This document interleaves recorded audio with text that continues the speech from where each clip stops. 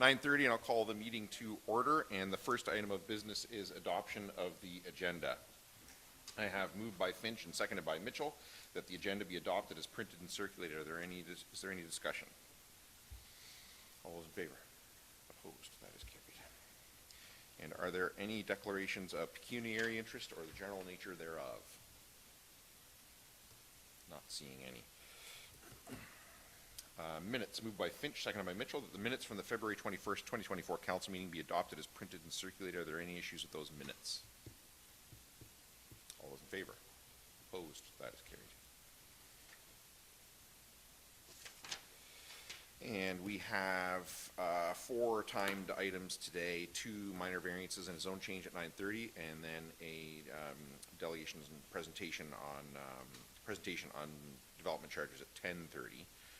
So we will move down straight to the public meetings, and I have moved by Finch, seconded by Mitchell, that the council meeting be adjourned at 9:31 a.m. for the purposes of holding a public meeting pursuant to the provisions of the Planning Act, and the council move into the Committee of Adjustment for the purpose of hearing minor variance applications. Is there any discussion? All those in favor? Opposed? That is carried. And the first one up is minor variance application. Sorry, just before we start, for people watching, so you understand what's going on, we're now sitting at the same 5 people, but we're not council right now. We're Committee of Adjustment, considering 2 minor variances. The Committee of Adjustment will then decide on those minor variances, then come out of Committee of Adjustment, but still be in a public meeting and hear the zone change application. Then we'll come out of the public meeting and sit as council again and decide on the zone change application. If you want to know more about that, feel free to read the Planning Act, but it's basically procedural stuff that we have to do to stay on the right side of the law and make sure that whatever we decide for your properties is all legal and I's dotted and T's crossed. We'll look after that part. I just don't want you to be confused if you think, why aren't they deciding on my thing?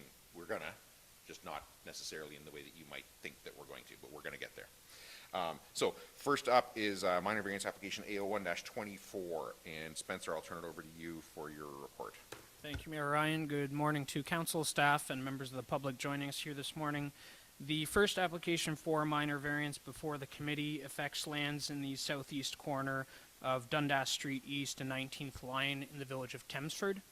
The subject property itself is just under 2 acres in size. In this particular case, the applicants are seeking 2 areas of relief from the township zoning bylaw. The first of which pertains to the cumulative gross floor area for all accessory structures, and the second of which applies for the maximum distance from a public road for detached additional residential units. Throughout the report, you'll notice that there are areas where they are differentiated between the ARU, which is proposed, as well as the detached garage, which is proposed. The applicants are seeking relief at this time for both structures, so they don't need to come back again. However, their intention is to build the shop first, preferably this spring, with the ARU anticipated to come next year or as the family situation would require. The cumulative gross floor area of the 2 structures would be about 2,800 square feet, and it's broken down 1,800 square feet for the shop, and just under 1,000 square feet for the additional residential unit. They are shown on plate 3 of the applicant's sketch. As a result of circulation, we did not receive any comments from neighboring residents or otherwise. We did receive, as late correspondence, comments from the Conservation Authority. Staff requires some additional conversation with them and some context before finalizing any concerns or comments they may have on the matter. Short of that, staff are supportive of the application. I would note that there's no new entrance being required. Further, there would be no new entrance permitted off of 19th. Sight lines are not ideal on this site. However, there's been no objection from a public works standpoint or road standpoint as far as accessing both the proposed shop and additional residential unit on the subject lands, as they'll continue to maintain the current access and extend it further south. Happy to address any questions that the committee may have, and I would also note that the owners of the property are in attendance as well. Thanks, Spencer. Questions from the committee on the report? Councillor Mitchell.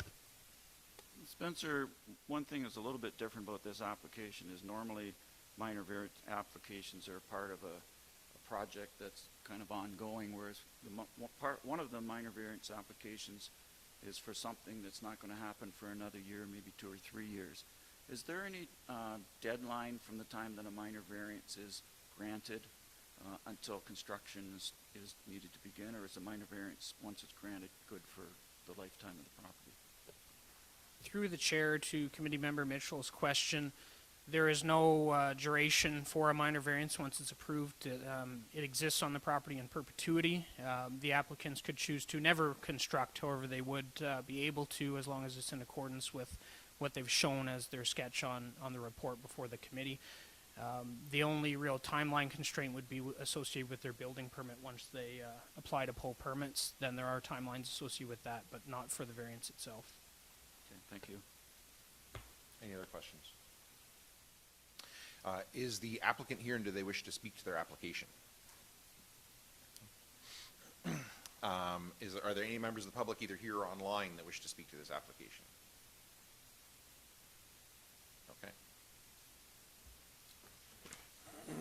Then I have, moved by Mitchell, seconded by Finch, that the Township of Zorra Committee of Adjustment approve application A01-24 submitted by Lori Matthews and Brian Scroggins for lands described as Part Lot 23, Concession 1, North Dorchester, municipally known as 117 Dundas Street, East Thamesford, in the Township of Zorra, as it relates to 1. Relief from Section 5.1, Table 5.1.1.3, regulations for accessory uses to increase the maximum permitted gross floor area of accessory structures from 100 square meters, 1,076.4 square feet, to 260 square meters, 2,800 square feet. 2. Relief from Section 5.4, Table 5.4.2.4, provisions for detached additional residential units to increase the maximum distance from a public road from 40 meters, 131.2 feet, to 50 meters, 164 feet, to facilitate the construction of a detached accessory structure, garage, and a detached additional residential unit, ARU, on a property zoned residential type 1, zone R1, in the Township of Zorra, subject to the following conditions. 1. That the relief applies only to the accessory structures as generally identified on Plate 3 of Report Number 2024-68, and 2, that the existing accessory structure identified on Plate 3 of Report Number 2024-68 be removed to the satisfaction of the Township of Zorra. Is there any discussion? Councillor Mitchell. This was a good reminder to me to not make a decision based on the first 3 paragraphs that I read, because when I saw a tripling of gross floor area on a lot within the village of Thamesford, I thought, whoa, we've been there before, no thanks. But as I read through it, it became apparent that although this lot is zone residential within the town, the village of Thamesford, it actually has all the characteristics of a rural residential in far as location, size of the lot, and the fact that it's unserviced as far as water and sewage. So based on the fact that those characteristics of the lot, what the applicant is applying for is fully reasonable, and I support their application. Anyone else? All those in favor? Opposed? That is carried. So that is approved. So if you follow up with Spencer and or Mike before you proceed, they'll keep you on the right side of all the next steps there, and you're good to go, okay? Spencer, minor variance application A02-24. I'll turn it over to you for your report. Thank you. The application for minor variance before the committee at this time, A02-24, affects property on Washington Street, particularly 120 Washington Street in Thamesford. I would just highlight for committee that while the applicant had applied for relief on what we're identifying as the severed lot, the relief should actually be equally applied on both the severed and the retained. This is a property where just last year they applied to split it in half through a consent process. That was approved. Now at this time they either have demolished or are looking to demolish. They demolished the existing dwelling that was on the retained lot, so they're starting fresh, seeking to build a new single detached dwelling and associated garage on each of the 2 lots. The areas of relief relate to interior side yard width, front yard depth, and maximum permitted lot coverage. Throughout the report, committee members will note the various rationale as to why we have those criteria in place. As far as the reasonableness and appropriateness of the requested variances, staff find that they are both reasonable and minor in nature. We are supportive of the application today. As a result of circulation, there were no comments received from any neighboring residents or otherwise agencies commenting on the application, and the building department has also indicated that they are satisfied with the proposal. Happy to answer any questions, and while the applicant is not here today, he did express his gratitude to the committee just for hearing his application. Thanks, Spencer. Questions from the committee on the report? And the applicant is not here to speak to their application. Are there any members of the public, either here or online, who wish to speak to the application? All right. Moved by Mitchell, seconded by Finch, that the Township of Zorra Committee of Adjustment approve application AO2-24 submitted by Hogg Excavating and Construction Limited for lands described as Part Lot 5 and 6, Registered Plan Number 105, and municipally known as 120 Washington Street, Thamesford, in the Township of Zorra, as it relates to relief from Section 11.1, Table 11.2-R1 Zone Provisions 2I. Reduce the minimum required interior side yard width from 1.5 meters, 4.92 feet, to 1.2 meters, 3.9 feet. II. Reduce the minimum required front yard depth from 10 meters, 32 feet, to 6 meters, 19.7 feet. And III. Increase the maximum permitted lot coverage from 30% to 40% to facilitate the establishment of a new single detached dwelling on a lot zoned residential Type 1, Zone R1 in the village of Thamesford. Is there any discussion? Councillor Stewart.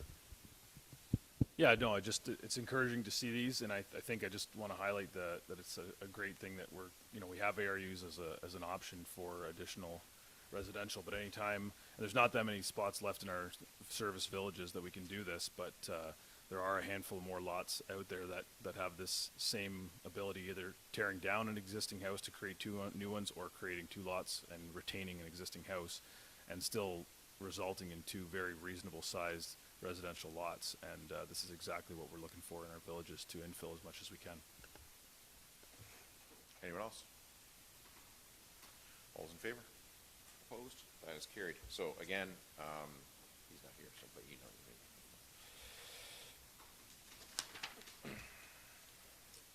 All right then, Spencer, zone change application ZN 5-23-13. Thank you, Mr. Mayor. The application for a zone change before council at this time affects lands in the village of Harrington. Specifically, these lands have frontage on Victoria Street, and the north would be Road 96. And what has happened here is the applicant has applied for an application for consent through the county's Land Division Committee. That has received conditional approval, and at this time they're seeking to rezone the lands which were severed as a result of that application. More specifically, however, the applicant has advised that they do want to go to the appropriate residential zone. The property itself is constrained by way of natural features, and as such, the applicant, as part of the applications for both consent and zone change, was required to complete an environmental impact study to the satisfaction of the Upper Thames River Conservation Authority, as well as the township and county. They've done that, they've gone through that process, and generally speaking, what's shown on plate 2 before council at this time reflects the area in green that will be rezoned to R1, which can accommodate the proposed single detached dwelling and any accessory structure. The area shown in red will maintain a consistent zoning with the applicant's retained lot identified in blue, and those will remain in the development zone. Perhaps not the most apt name for development zone, because really it acts as a holding zone where no development is permitted there unless further studies and justification are provided. So at this time, the applicants were just awaiting final building plans from them to ensure that the area outlined in green can really capture what they need it to as far as their building plans. We will bring back the implementing bylaw for council once that has been reviewed and prepared, just to ensure that they don't need any additional relief, whether it be from side yard or frontage or front yard depth or rear yard or otherwise. So we just want to ensure that going into the R1 zone will fully allow them to construct what it is they're looking to construct. Similarly, the D zone, it will really just preclude them from developing in the future. So we want to ensure that those lands are afforded the protection that they were afforded prior to the consent. As a result of agency circulation, the only involvement really was from Upper Thames throughout the process. The applicants have been very patient on this matter and have undertaken the necessary studies and received the appropriate approvals from the CA on this. Otherwise, there were no comments received from an agency standpoint. Similarly, there were no comments from neighboring residents. Staff are supportive of the application today. We do feel it represents appropriate infill within an unserviced village. There's adequate room on the area being rezoned R1 to provide for those individual on-site services, and there are no further objections indicated by internal staff as a result of this. Happy to answer any questions council may have, and the owners are also available to answer any questions should council have any for them. Thanks, Spencer. Questions from council on the report?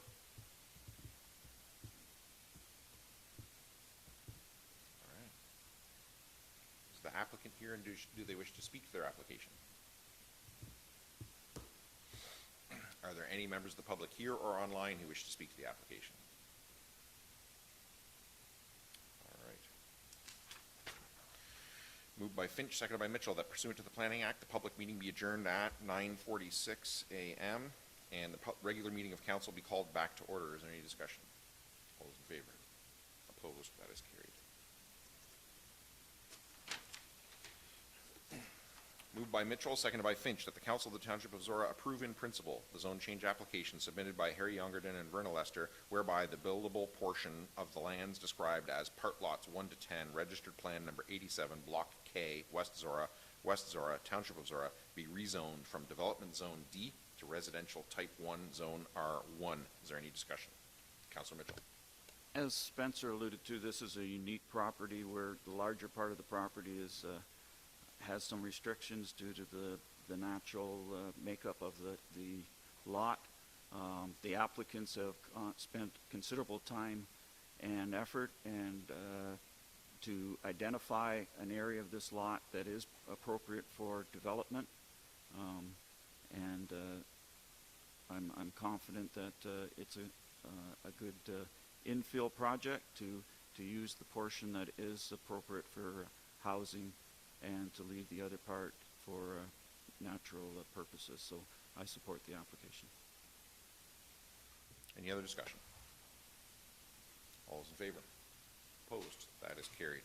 So again, if you follow up with Mike and Spencer, it sounds like you already understand that there's next steps. They'll keep you on the right path, and other than that, you're approved and ready to go until the next stage that Spencer outlined. Okay.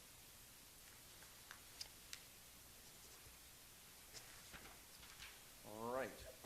Planning all done. So you're all welcome to stay, of course, if you want, but your applications are done, and we won't be offended if you get up and leave. But you're also welcome to stay and watch the fascinating business of council, how we spend your tax dollars if you want.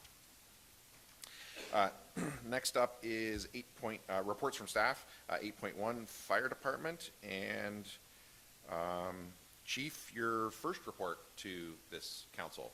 I'll turn it over to you. Thank you, Mr. Mayor. There has been one update. This was submitted on the 28th. The total number of calls due to a few more accidents is now 20. But it's been a hectic week.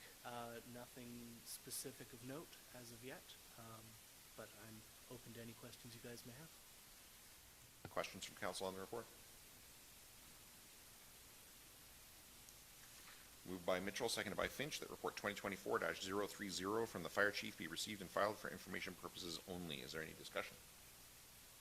All those in favor? Opposed? That is carried. That was a pretty easy ride.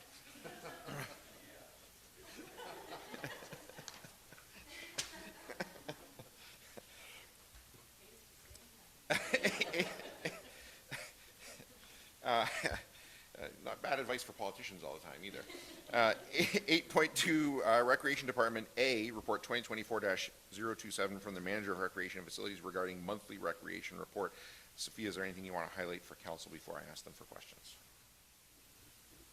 The only change to the report that I did want to update is in the report under facilities, it indicates that we have removed trash cans from all Thamesford parks for the remainder of winter. But because the weather has been so nice, we have added 3 garbage cans back to North Park, South Park, and the dog park. Questions from council on the report? Councillor Mitchell. Yes, welcome, Sophia. You're not going to get off as lightly as the chief did. And next meeting, he's not going to get off as lightly as he did today. First of all, what's the Wildcat Loop? I'm not familiar with that term. So that's in reference to the Wildcat Trail. It's the 1 kilometer trail that extends from Banner Road to Middleton. On Google and well known in the community, it is referred to Wildcat, but because it hasn't been maintained up until now, we haven't formally named it.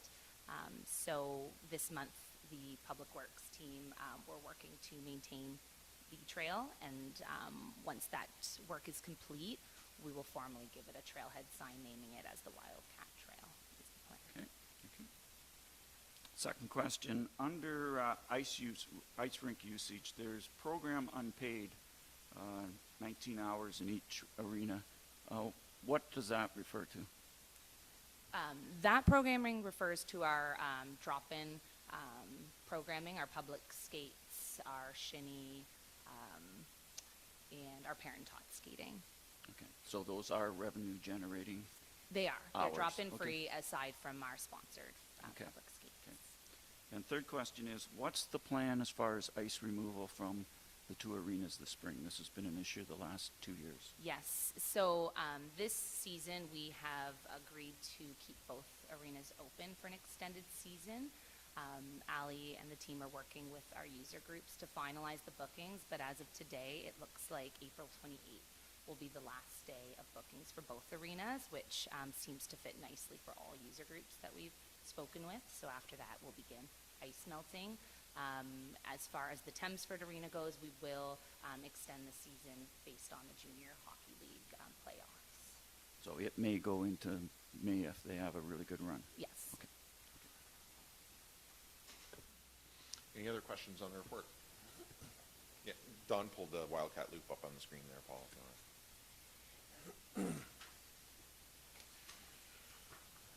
Moved by Mitchell, seconded by Finch, that report 2024-027 from the Manager of Recreation and Facilities be received and filed for information purposes only. Is there any discussion? All those in favor? Opposed? That is carried. And 8.2B, report number 2024-023 from the Manager of Recreation and Facilities regarding Embro Pavilion construction. Sophia, is there anything you want to highlight for council before I ask them for questions? No, we'll take questions. Questions from council on the report? Councillor Finch. With the GL application that's here to go forward, you don't have excavating or concrete in that. So what is your thoughts on going forward with that? So we have been obtaining formal quotes for all the additional services outside of the structure. So we have obtained quotes for the concrete, excavation, plumbing, and electrical. Mike can speak further if we need to get into the details about that, but we have been obtaining quotes aside from that. They're all under the range of $25,000 at this time. Councillor Mitchell. The GL carpentry bid, do we know when that was submitted? Yes, so I have received an update on that because the invoice wasn't dated, but the most current invoice we do have is from February 12th. They obtained an updated quote Okay, February 12th of this year. 2024. Okay.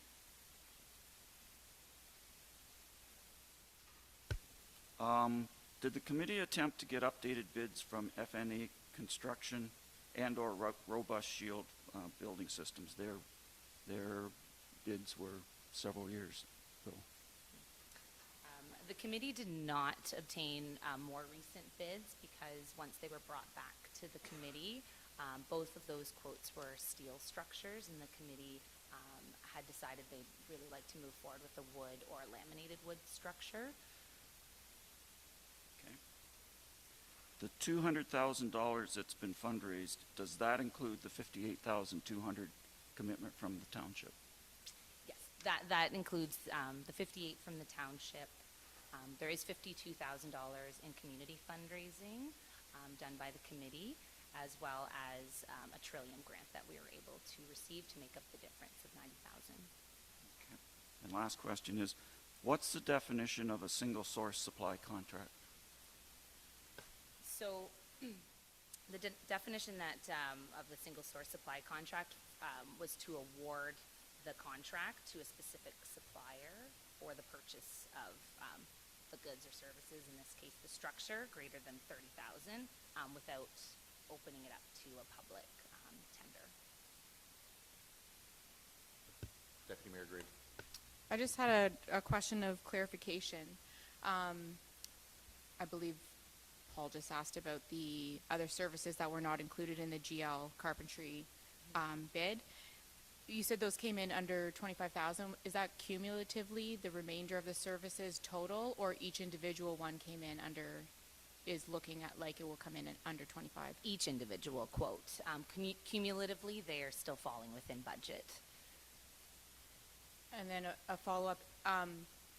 So there's quotes in here that looked at different types of structures. So now I'm understanding, because some of them are dated quite some time ago. So I'm looking at these from, relevance of comparing, to get a bid. But now I'm understanding that in exploring different options, getting prices allowed for the committee to look at what it is that they would realistically consider.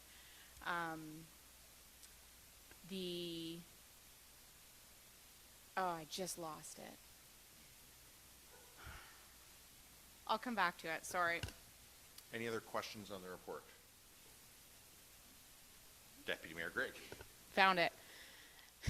So because some of them have in those added services and this bid does not have it in, what is the function of bringing this bid forward for requests for approval to issue now when the bids for all the remaining services are shortly coming but have not yet come into this report? Like, is there a benefit of approving this now as opposed to waiting and having council consider awarding this contract in conjunction with the remainder of the services for the completion of the full scope of project? Steve? Yeah, we found it prudent to get this order placed so we can get this set up.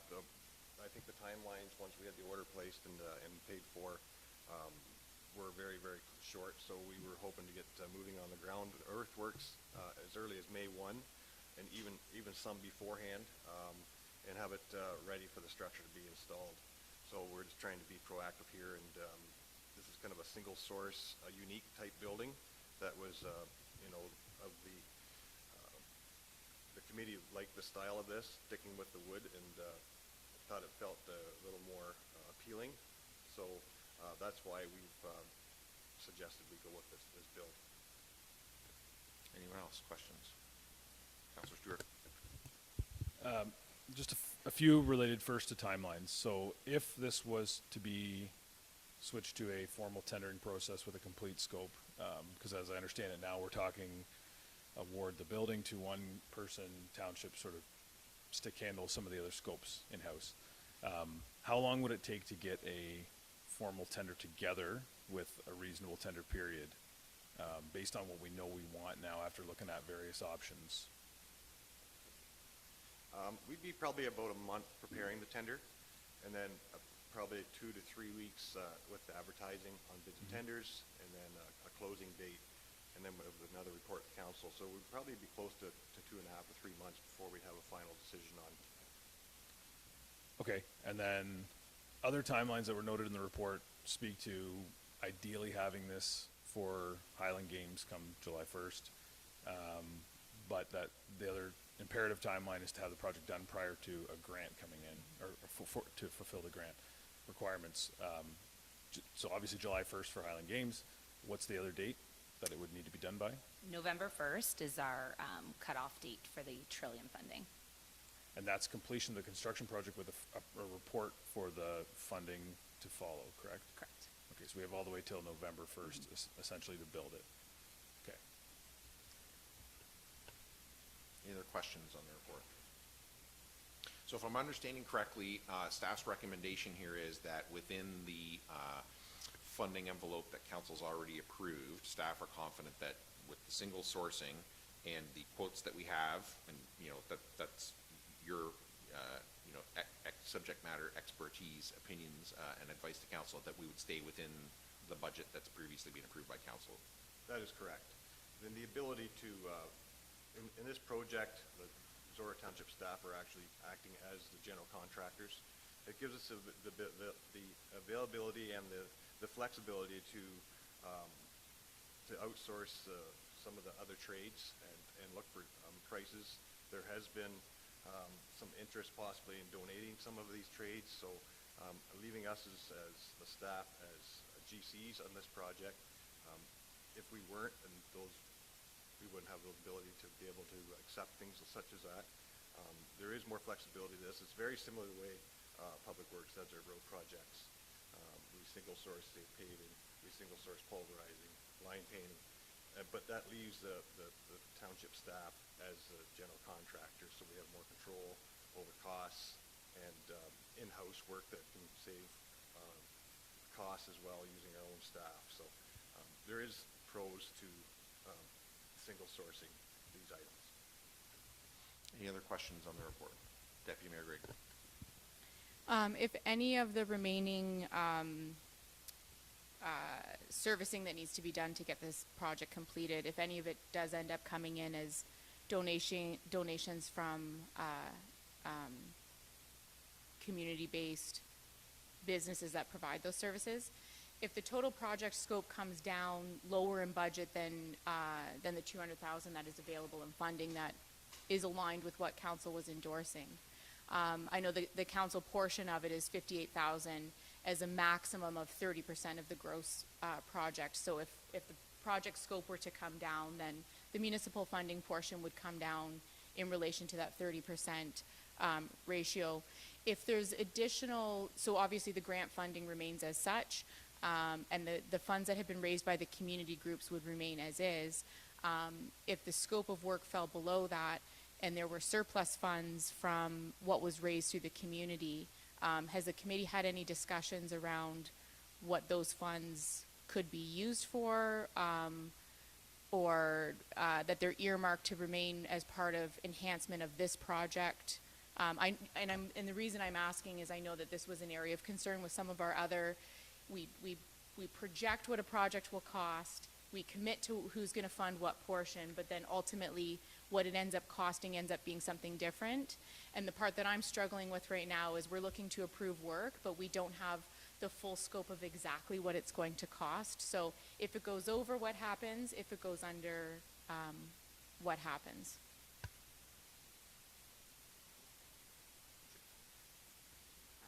I know the committee is hoping, they really envision this project not just for shade coverage for events, but to really bring in more formal rentals.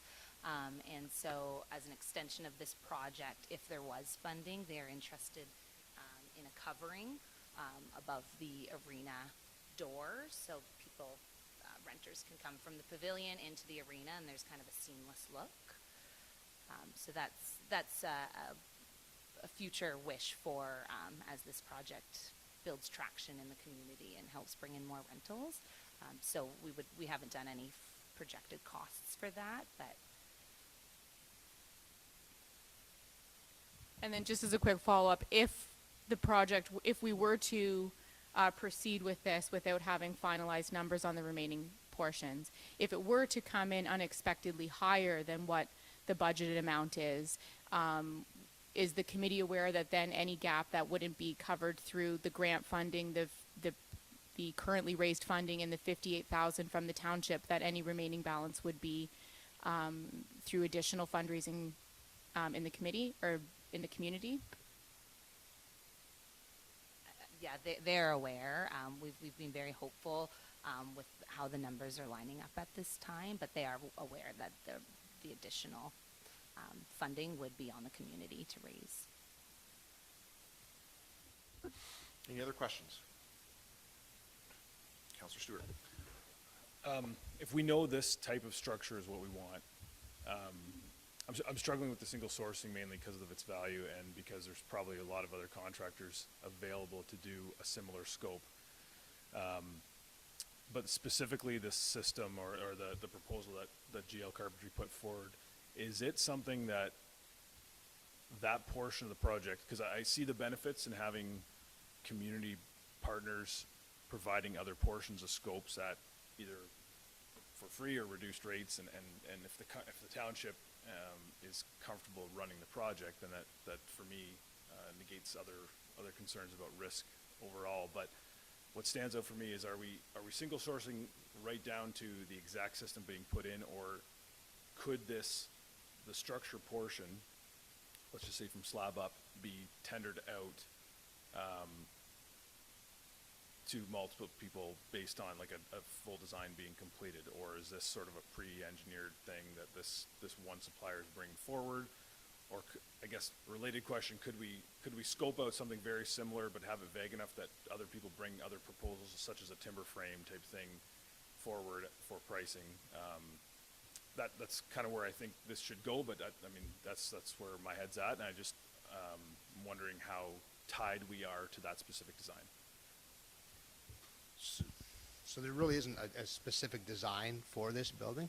I did reach out to a timber frame company for a price, and I gave them, hey, this is what we want. Give me a price in timber frame. I think it came out at $240. I believe we did reach out for another price on a timber frame. Thought it would look good.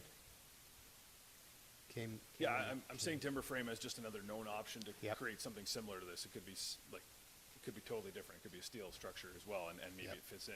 I'm sure there's more than one person out there that does something with glulam beams as well, or sandwich panels that are being quoted here. So just wondering if it's straightforward enough that we can put a design together and tender this portion. We can also start working on all the other stuff right away, and the structures after all the other work in the ground is done anyways. So I'm just trying to feel out what kind of market there would be for a tender from the ground up. I mean, we could certainly try and put something together so they were bidding on the same building.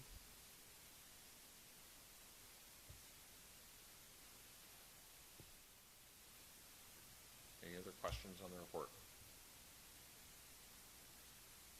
Moved by Mitchell, seconded by Greg, that report 2024-023 regarding the Embro Pavilion project be received and filed, and that township staff, in consultation with the Embro community groups, prepare and issue tenders or RFPs for the construction of the Embro Pavilion that complies with the Township of Zorra purchasing policy number 500-05 for municipal construction projects exceeding $50,000, and that the information gathered by the tenders of RFPs will include A, cost of purchase and construction of the pavilion building, B, cost of all excavation, aggregates, concrete work, electrical and or plumbing installations, permit and engineering fees, C, cost of any other features, i.e. picnic tables, landscaping that may be included in the project, and that the timing of the tenders or RFPs and resulting report to council be such that the project can be completed by October 1st, 2024.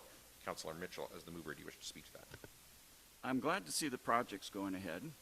I'm glad to see the fundraising campaign has been successful, and I want to congratulate staff and the community partners that were involved in raising the required funds. But I'm not prepared to award the contract based on the information provided to us at this time. Council has responsibilities, and as everyone knows, top of the list for me is to make informed, prudent financial decisions.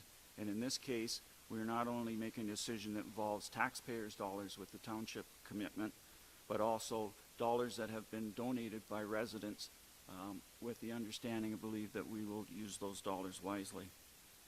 Council also has a responsibility to adopt sound policies that give clear guidance to current and future council, staff, and residents, and we've done that.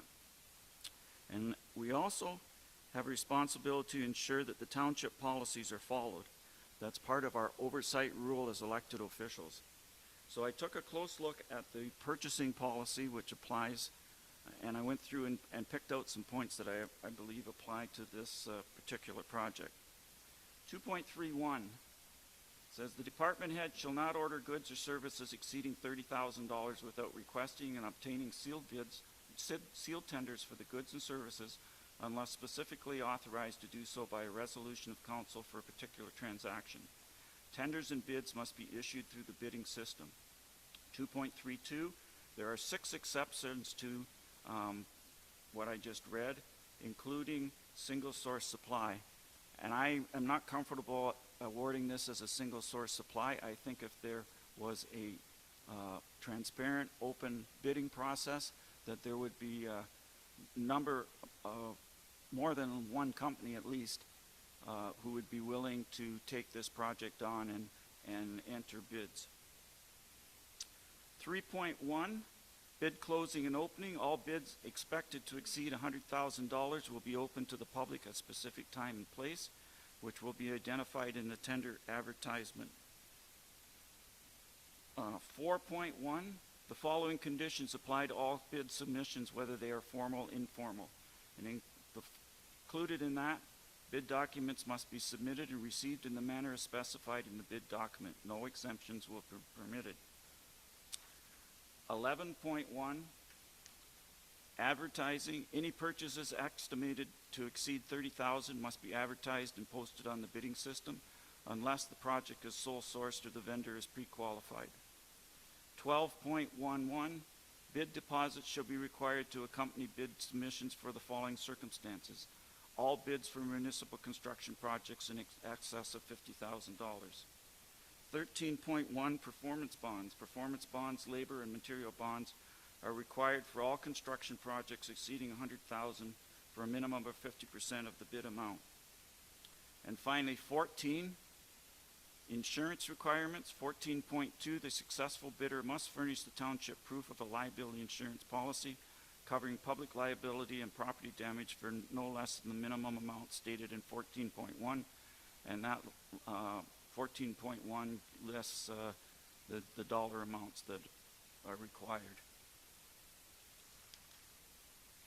The 4 bids that were included in the report are very problematic. Problem number 1 is none of the bids were submitted through the township bidding process, so it's unclear and very unlikely that they meet all the criteria of the purchasing policy that I just outlined. Problem number 2, and it came up in the questioning from other members of council, the bids are not comparable. 2 are for wood structures and include only the material and erection costs only. 1 is for $115,000, that's the recommended bid. The other one is $229,000. And when you get only 2 bids and one is twice as much as the other one, it raises the question, is the low one way unreasonably too low, or is the high one unreasonably too high? The other 2 bids are for steel structures. One includes concrete work, but specifically excludes fees, excavation, aggregates, electrical, and plumbing. The other one also includes concrete work, but it's unclear what other work is included or excluded from the bid. Problem number 3, the bids are no longer valid. At least the 2 for the steel one, well, one expired in June 20th of 21, and April 7th of 22 for the other one. The low structure bid apparently is valid depending on how many days it was good for. Bids are no longer good for 3 months. They're good for a number of days because of the escalating costs. The high wood structure was bid on January 24th, so it may or may not be valid as well. And the 4th problem is that none of the bids indicate what the total cost of the project, which other members have questioned as well. And I'm not comfortable awarding a contract till we know what the total bid. The township's protected financially because of the way the motion was worded. 30% of the final cost of a maximum of $58,200. That number was based on a budget presented of $194,000. If the final costs exceed $194,000, the community has a choice to either increase their fundraising or to reduce the scope of the project to bring it under the budget. But that should not preclude any attempt to bring the project in under budget. For every $1,000 that the project comes in under budget, that's a savings of $300 for the township taxpayers and $700 savings for the community groups. The link to the strategic plan is to be by being open and transparent, quote unquote. The purchasing policy is the mechanism to do that, and it should be followed. I understand that the tendering of the RSP will delay the process some. Steve said that it would not, even if we awarded the contract, we would not start work on the ground till the 1st of May, almost 2 months away. But I would remind council that the deadline for this project is October or 1st of November as regarding the Trillium grant. It's not the 1st of July. So that gives us at least 7 months to go through the tendering process, which apparently would take 2 to 3 months.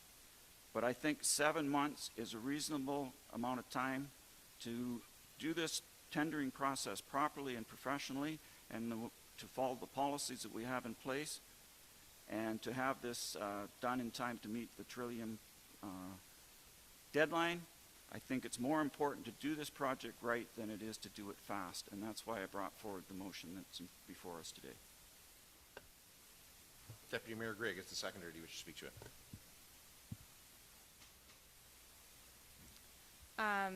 So thank you to Councillor Mitchell for preparing this, doing that background research, and giving us the opportunity to have this discussion. The policy compliance, I think, serves many functions. It protects us against things going wrong operationally with the construction. It protects us against the financial, the funding complications that can arise in these complex multi-funding source projects. And I think it also helps protect us with the erosion of trust in the relationships between community groups, the township, and council. And so, you know, really what I was hoping for at this stage in this project when we got to this point from where we started was that we would be looking at, you know, some apples for apples, some full scope costing, with timeline, and be able to make a really informed decision where everyone on all sides of this knew exactly what was going on. The challenge, you know, I'm happy to move this because I share a lot of the concerns that Councillor Mitchell has. But what complicates it for me is that the duration of this project has spanned 2 directors of recreation and a new manager of recreation and a reorganization of our staffing structure, with Steve moving into a new role as well. So the community groups have worked through this project with multiple different township partners, and I'm mindful of, you know, the fairness that we're providing to those community groups who have upheld their portion of what has been presented to them as their role in this whole process. If they have fundraised the amounts that they were told to fundraise, then that is on them. It's our job to work through process, and we're now having discussions around a table where, you know, the people who are authoring this report are not also the people who initiated this, who applied for the grants, and those timelines. So new staff and new positions have inherited the project with this start and are trying to come up to a place of understanding where this project is at with these looming timelines, where there's the hopes and dreams of the community groups with that July 1st deadline, which is very real for them.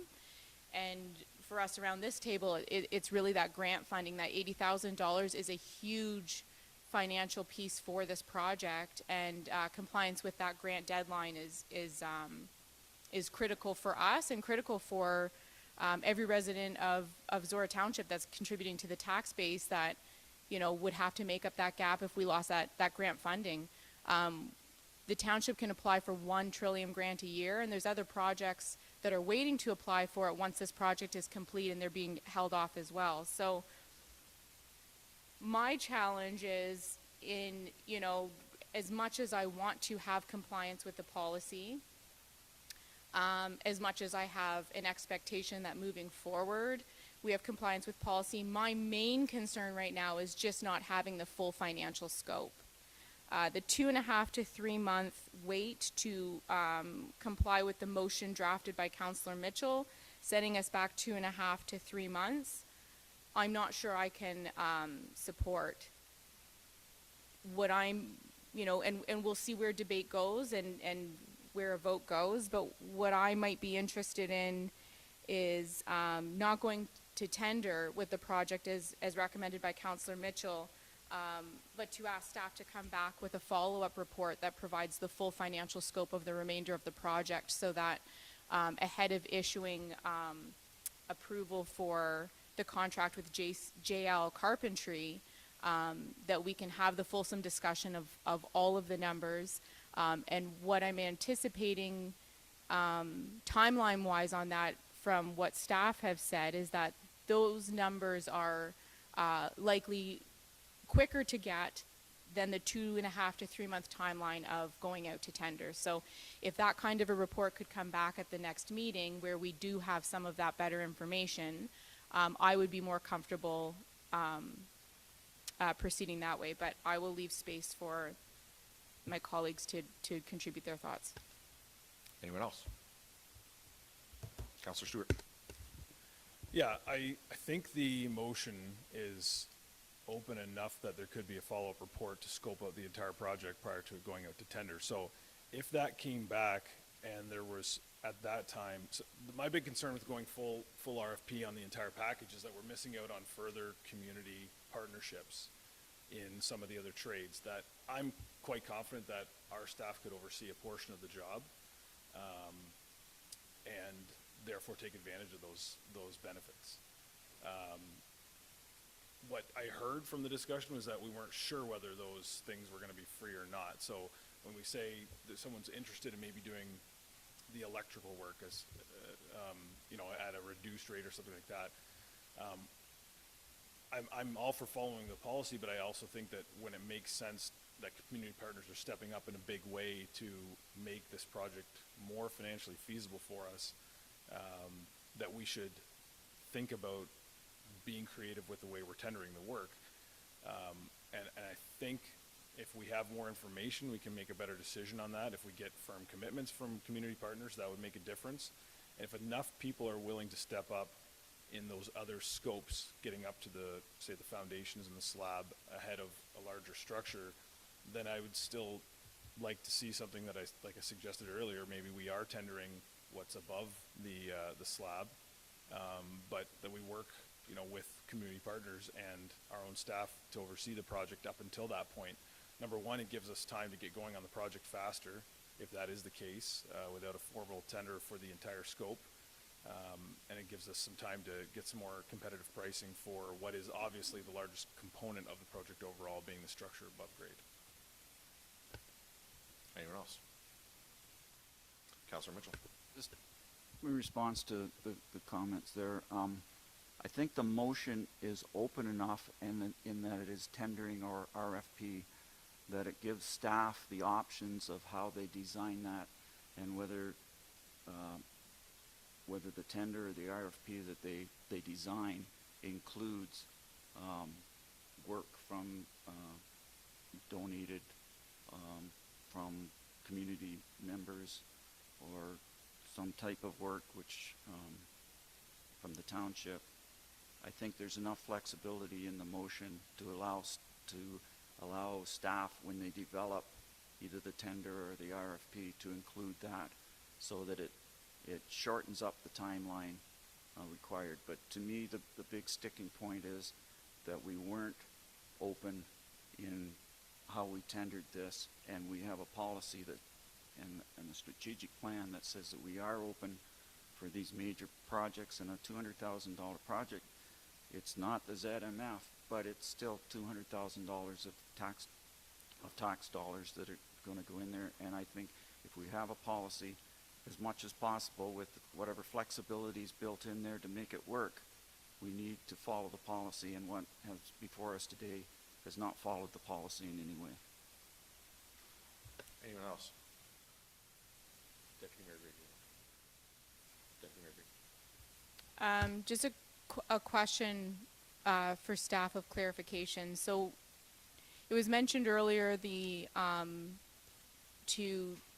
tender the structure, the full scope of the project, that we're looking at a 2.5 to 3 month timeline. In what you're saying about just tendering the other pieces of it to keep the project moving, are we still looking at whether it's tender or RFP, whether it's the full scope of the project or just a portion of the project? What's the impact on the timeline? Are we, in my mind, if we're tendering the remaining portions, the below grade, however you phrased it, does that not then hold, are we not doing that to have that information, before we would move forward with a contract, with authorizing to go into contract with GL Carpentry on that portion? Does that not have the same timeline impact as just RFPing or tendering the whole thing, that 2.5 to 3 month version? Or is anything that was just said here, does that speed things up a bit and not hold you to the 2.5 to 3 month timeline? It would speed things up. I don't know,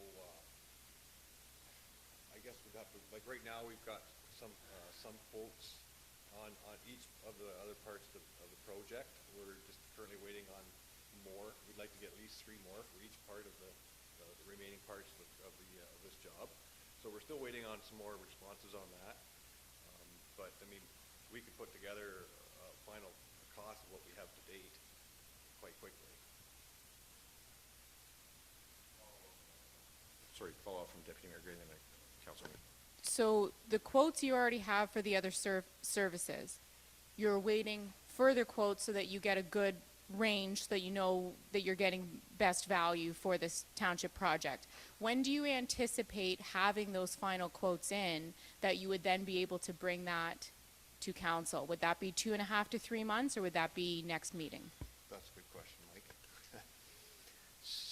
So we can reach out to other companies for quotes, which we would be doing.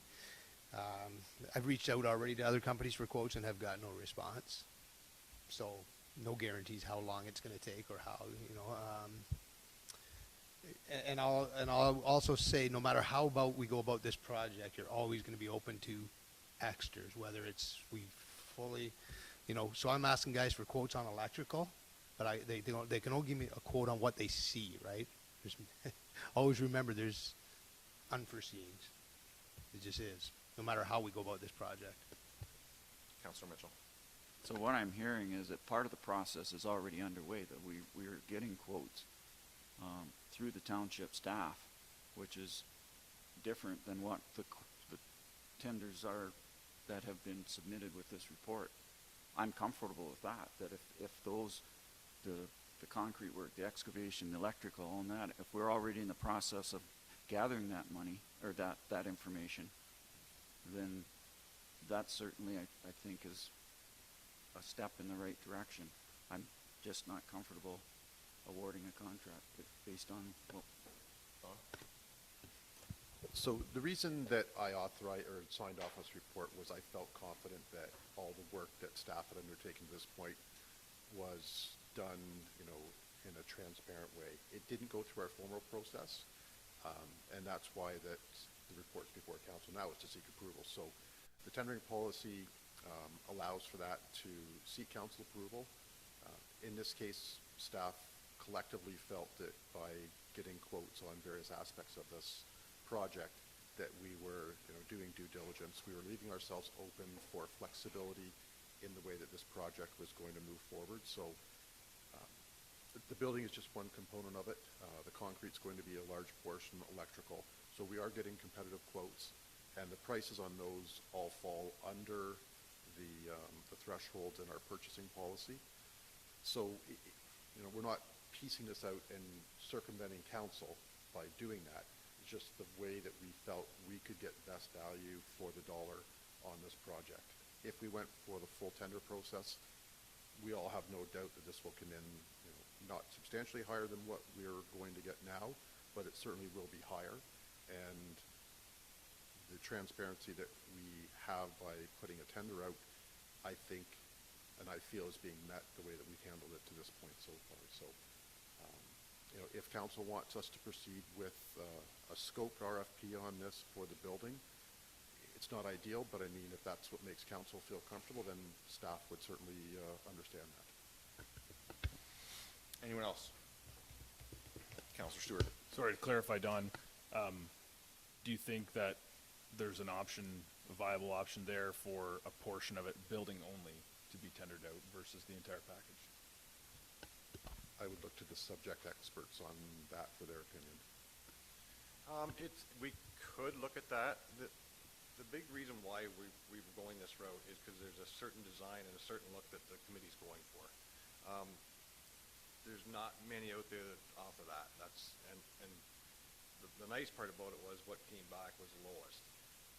We could actually reach out for a more updated from each of the four and get updated quotes on all of them, if that would make council more comfortable, and see what a more updated to date cost would be for all structures.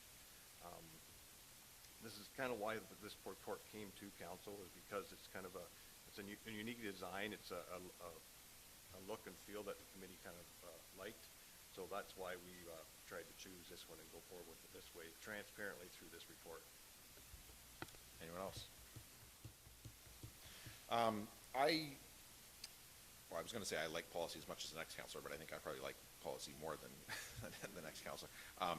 But I think that there is that part of what council is for is to say our intent is to always do work according to this policy, but there's always the opportunity to say to council, and council absolutely has the power to say, but in this occasion we're not going to, in whatever way, and it's up to a majority of a council to decide if there's justification to deviate from it.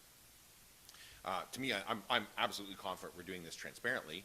Whether people agree with whatever decision council makes is another matter, but it's absolutely transparent. It's on an agenda. We're on YouTube right now. I mean, people are listening.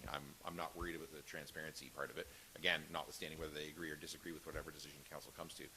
I think, to me, there's justification here to make an exception and say, would we ever plan to do jobs like this? No, we would never have policy that says, do it like this. But I think when there's a unique opportunity for something that was not identified as a desired building form when we set out on the project, and when staff have considered it and are recommending that, we could do this by the book, but it might actually end up costing us more than doing it this way, then I would say, well, if we're doing it transparently, if we're going to deliver within the budget of what we set out to do, and we might actually end up spending more by doing it by the book, I think that's what council is for, is to say that seems like a reasonable thing to do, and we do it. To me, especially when the committee, which is made up of representatives that have gone and done the door knocking and raised the 30% of the project, says, yeah, this is what we want to do, and when the whole thing comes in within the scope of the budget that we've allocated, I'm perfectly comfortable with, in this specific case, deviating for these specific reasons and saying, well, let's do this project. I think our residents want it. I think it's transparent. Sounds to me like it's probably going to save us some money as opposed to going through a full tendering process. So I won't be voting in favor of the motion here, much as I love policy, and a lot of Councillor Mitchell's points, rang a bell for me. And like the recovering engineer in me really agrees with Councillor Stewart's points about, maybe we do the whole RFP and we dot the I's and we cross the T's and we get that stuff all done. But frankly, in the end, if our staff are saying they're confident they can deliver this, and maybe for less money than if we did that, I think that's council's job, is to deliver what residents want for the best use of dollars that we can, and I think that's what we have in front of us. So I will vote against the motion on the floor as I support the recommendation from staff in the report. Is there anybody else before I call the question? Councillor Finch. Like Councillor Mitchell has said, our job here is to sit and follow policy, but I think staff has brought a good report forward, and the committee has worked hard to go through what their wants are, and I think that I'll stand behind them in their decision, and I won't be supporting this motion. Anyone else? I will read the motion again before I call the question. Anybody else? Moved by Mitchell, seconded by Grigg, that report 2024-023 regarding the Embro Pavilion project be received and filed, and the township staff, in consultation with the Embro community groups, prepare and issue tenders or RFPs for the construction of the Embro Pavilion that complies with the Township of Zorra purchasing policy number 500-05 for municipal construction projects exceeding $50,000, and that the information gathered by the tenders or of RFPs will include A, cost of purchase and construction of the pavilion building. B, cost of excavation, aggregates, concrete work, electrical and/or plumbing installations, permit and engineering fees. C, cost of any other features, i.e. picnic tables, landscaping, that may be included in the project, and that the timing of the tenders or RFPs and resulting report to council be such that the project can be completed by October 1st, 2024. Any further discussion? All those in favor? Opposed? That is defeated. So we do have a delegation scheduled for 10:30. I'm sure you can... Mayor Ryan? Yeah. Can I put forward a? Yep. Dory. Sorry. Dory, just, we have a delegation scheduled for 10:30, but if you have a motion to come forward, and we can you give us like 5 more minutes? Then I will wait for another motion to deal with the report.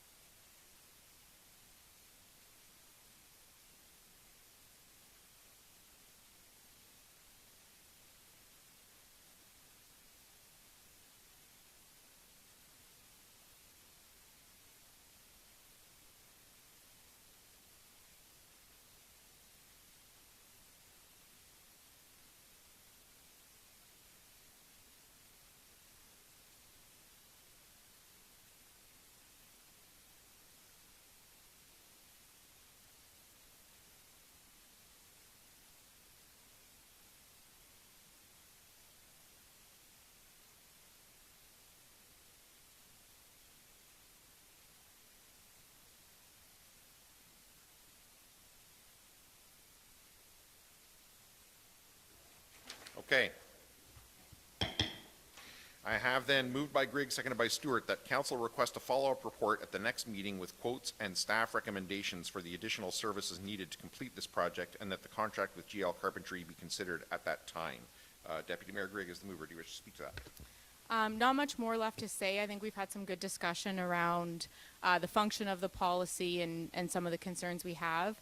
I think having some better ideas about where this project currently is at, where the numbers are. I'm having a little bit less concern about the direction it's going in, but I'm still not comfortable moving forward with awarding this contract until we have those numbers in front of us.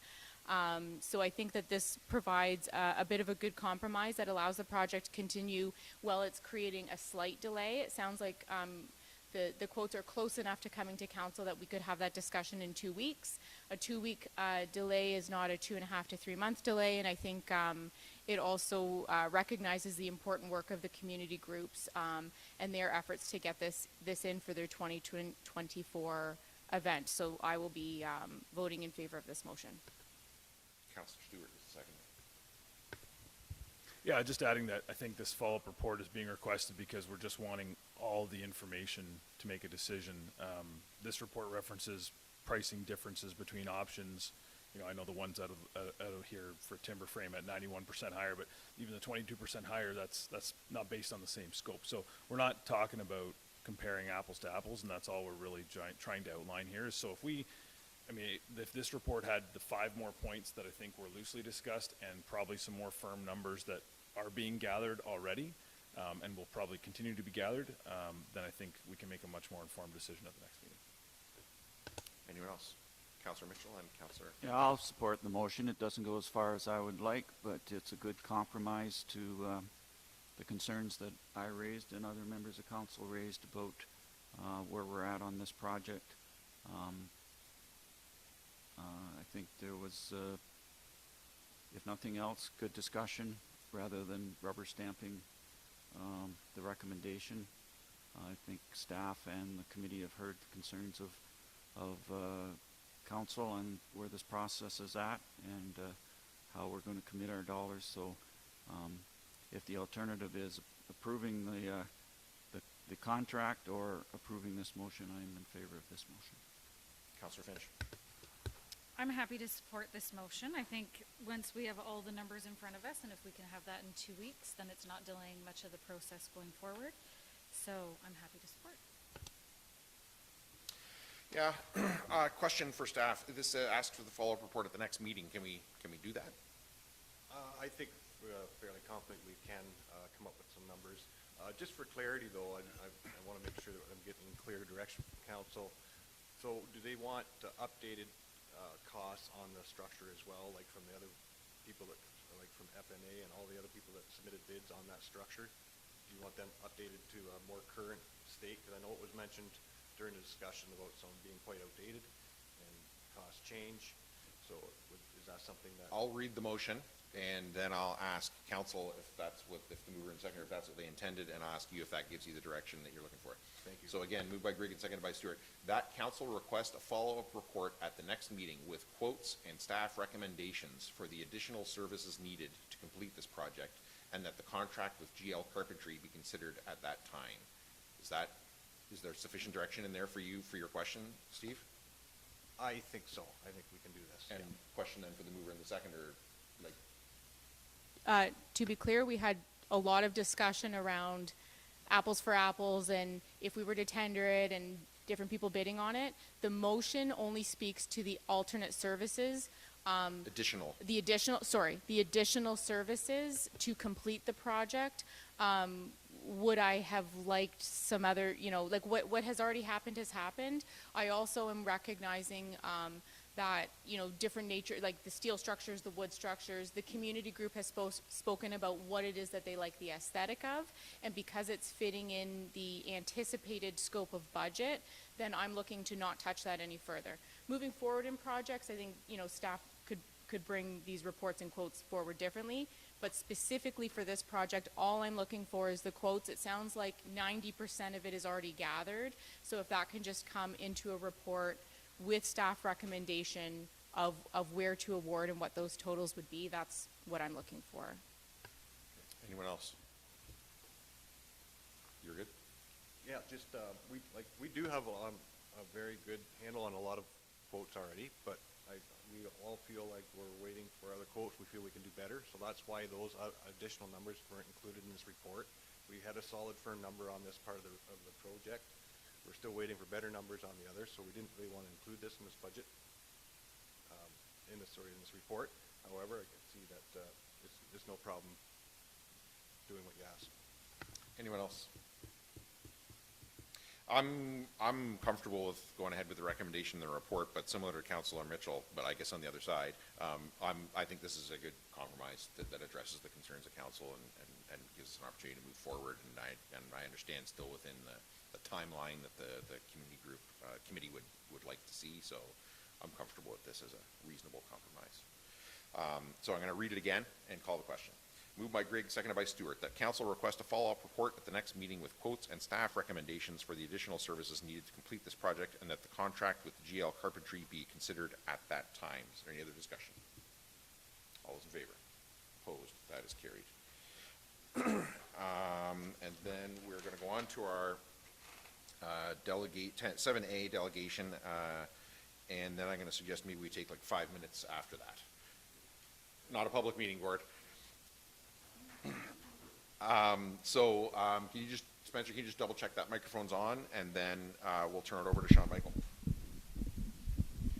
Gord, we can chat at the break with it wherever you want. Thank you.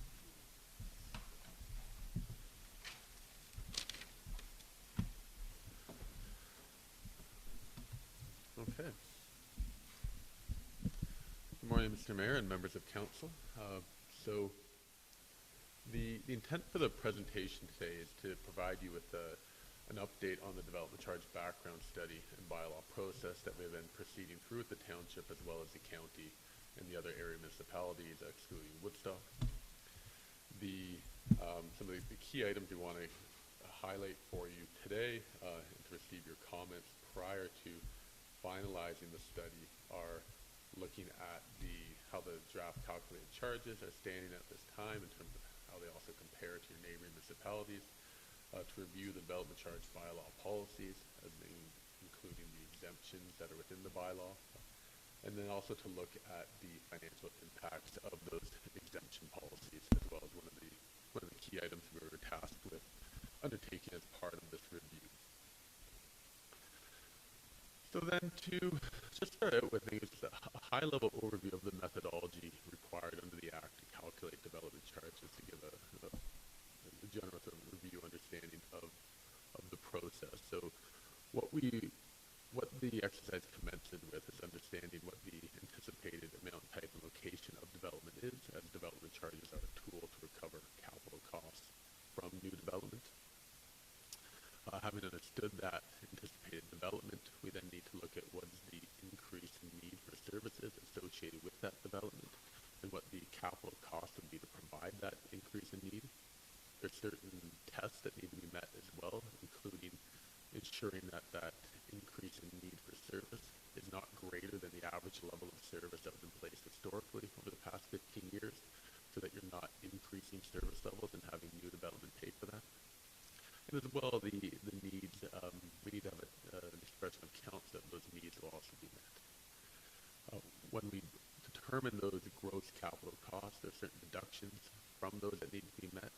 The most notable one is the benefit to existing developments, so where some of these projects have an existing benefit share that needs to be removed before arriving at the net development charge recoverable cost. It's proportioned over that incremental development to arrive at a cost per dwelling unit or per non-residential square foot of gross floor area. On the following slide, then, we have the anticipated development that has been assessed for the 10-year period from mid-2024 to 2033. The basis for that growth forecast is looking first at the county's comprehensive review of 2046 and those allocations for the township, but then making adjustments to those for growth over the 10-year period to account for recent development trends within the township, as well as active developments that are in the approvals process to understand what the next 10-year period is more likely to look like. What that forecast has resulted in is population growth of about 1,600 persons over that period. That'll be accommodated about 720 new residential dwelling units. And on the non-residential side, job creation of about 160 jobs within the industrial, commercial, and institutional sectors, producing about 15,000 square meters of gross floor area development. So then, of the services that the Act allows development charges to be considered for, the three that are being looked at within the bylaw are services related to a highway, which is roads and related infrastructure, as well as associated public works vehicles and facilities, and then fire protection services and parks and recreation services. The one service area that is in your bylaw currently that's not included here is administration studies.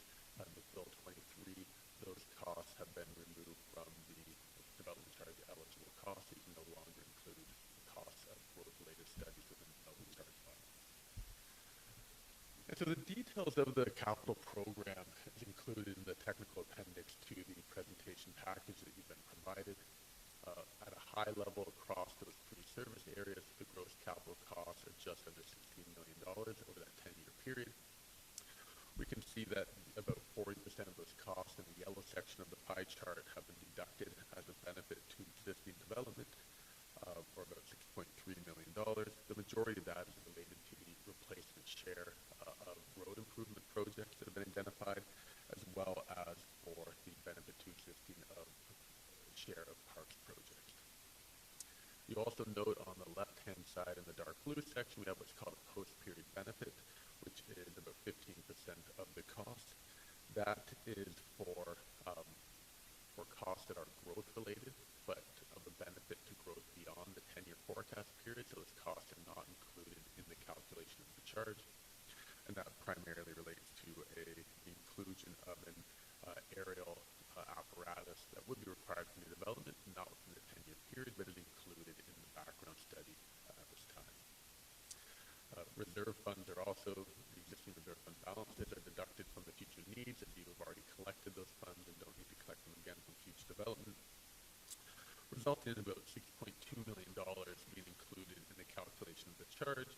And we can see, so just go back slightly for one moment, we can see how that breaks down between the residential non-industrial share, with the majority of those development charge recoverable costs being residential related, but about 3% of the total gross capital cost being related to non-residential development. So then on the following slide, we can see of that $6.2 million, how that breaks down by service area. Just over half of those costs relate to parks and recreation services, and then about 29% for services related to a highway, or $1.8 million, and about 1.3 for fire protection. On the following slide, then we just highlighted for you some of the major projects that make up that $6.2 million in development charge recoverable costs. Again, the further details are provided in the technical appendix package. Within fire protection, we can see that the Embro station expansion is about $1 million in the recovery, about $300,000 for a new pumper tanker as well. Within services related to a highway, about $1.4 million of those costs are for the growth-related share of the debt payments that would remain for the Kintor shop, and about $800,000 for various road improvement projects. And then lastly, within Parks and Recreation, we have about $400,000 for the park development at the Thames District Recreation Center, and then also about $2.7 million has been included for a township contribution towards a school gymnasium project to provide expanded recreation service capacity. So the schedule of charges then is calculated here. It's consistent with the current structure of your development charge bylaw, where residential charges are imposed by dwelling unit type for single and semi-attached dwellings, apartments of 2-bedroom and greater, of 1-bedroom and bachelor, and other multiples, and that charge differing by dwelling unit based on the occupancy assumptions of those dwellings from census data. And then for non-residential development, the charge is imposed on a per square meter basis, and for wind turbine developments on a per wind turbine basis. So the total charge then is about $8,636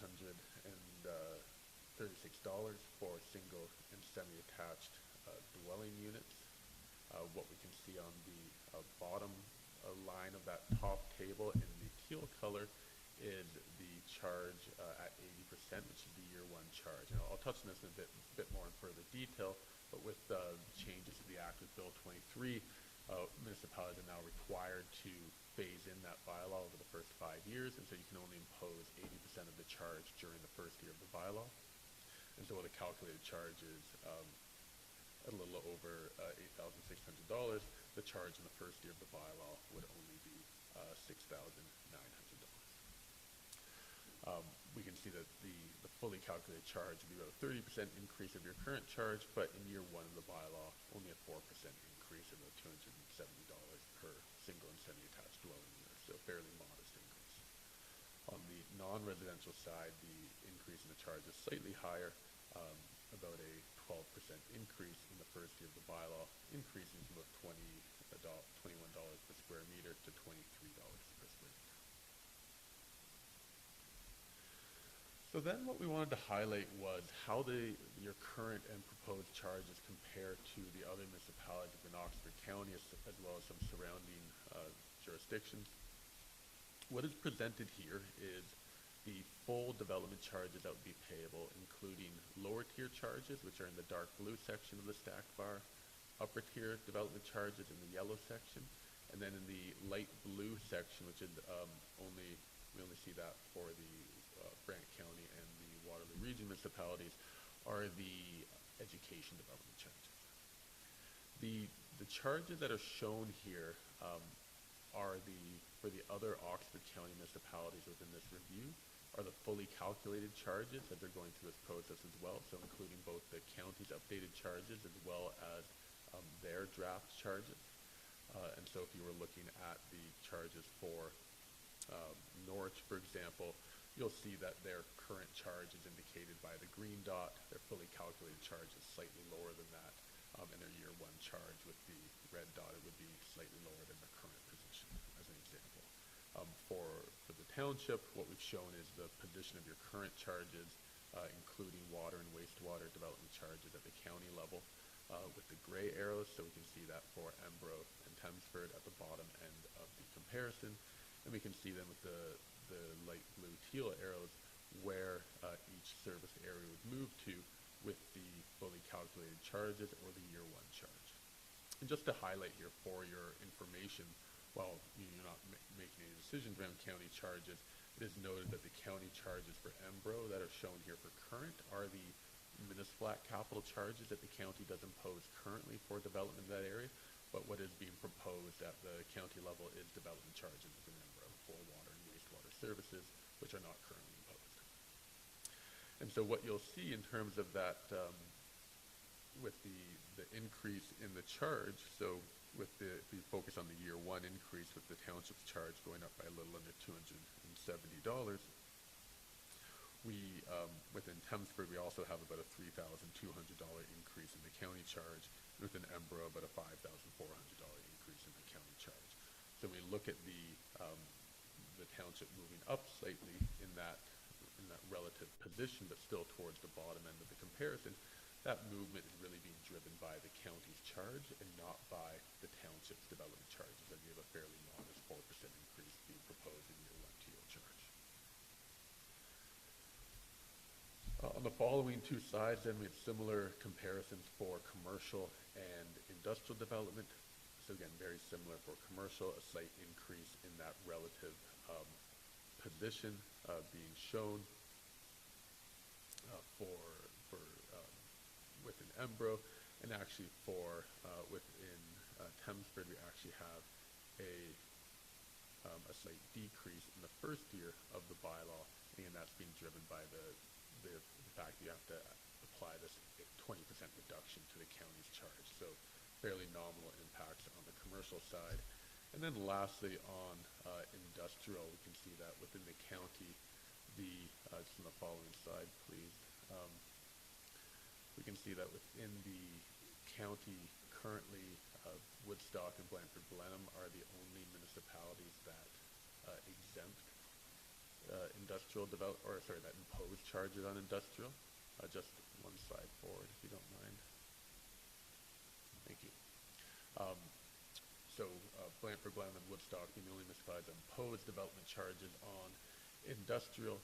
And so what is being considered across the participating municipalities is the imposition of industrial development charges. And so we can see that if the township was to impose, and the county also were to impose development charges on industrial, that would obviously, those charges would come into place, but you'd continue to be at the bottom end of the comparison, generally above that of the St. Mary's and Middlesex Center, but still below that within Embro, below that of the other county municipalities, and within Thamesford in the first year of the bylaw, above only that of Blandford Blenheim within Plattsville. So moving on to the development charge bylaw policy, there's a few main ones I want to highlight for you here. So firstly, the charges are calculated and collected at building permit issuance. Having said that, council always has the ability to enter into early or late payment agreements with developers. There are also a couple other exceptions, being that developments that proceed through site plan or zoning bylaw amendment applications have their charges calculated earlier in the approval process when those applications are made. And for rental housing and institutional developments, those charges are payable in 6 equal annual installments, and that's required under the Act. And the township does have the ability to impose interest on those charges that are paid in installments or that are calculated earlier in the approvals process. In terms of the exemptions, so there are the statutory exemptions that the Act requires you to witness, and but the Act also allows you to have in your bylaw rules for other exemptions, which are at council's discretion to include. What the Act is clear about, though, is that any revenue foregone as a result of those exemptions, whether statutorily or non-statutorily required, cannot be passed on to other forms of development and recovered through development charges. That is a funding impact to the township, so essentially a municipal tax levy impact of not collecting those charges. And so as I mentioned earlier, one of the things we were tasked with doing was assessing what the anticipated financial impact is of those statutory and non-statutory exemption policies. So we'll get to those in a few moments. Just firstly, though, to highlight what the statutory exemptions are that are required under the Act. You don't impose charges on yourselves, the county, or school boards, land that's intended for use by a university. If you do impose charges on industrial buildings, then any expansions to existing buildings by up to 50% would not have development charges payable. For additional residential units within existing or new single-detached, semi-detached, or row houses, those up to 2 units can be exempt, with one of those being in an ancillary structure. Then for nonprofit housing, that is also exempt. Inclusionary zoning, affordable housing units are exempt. On the following slide, please.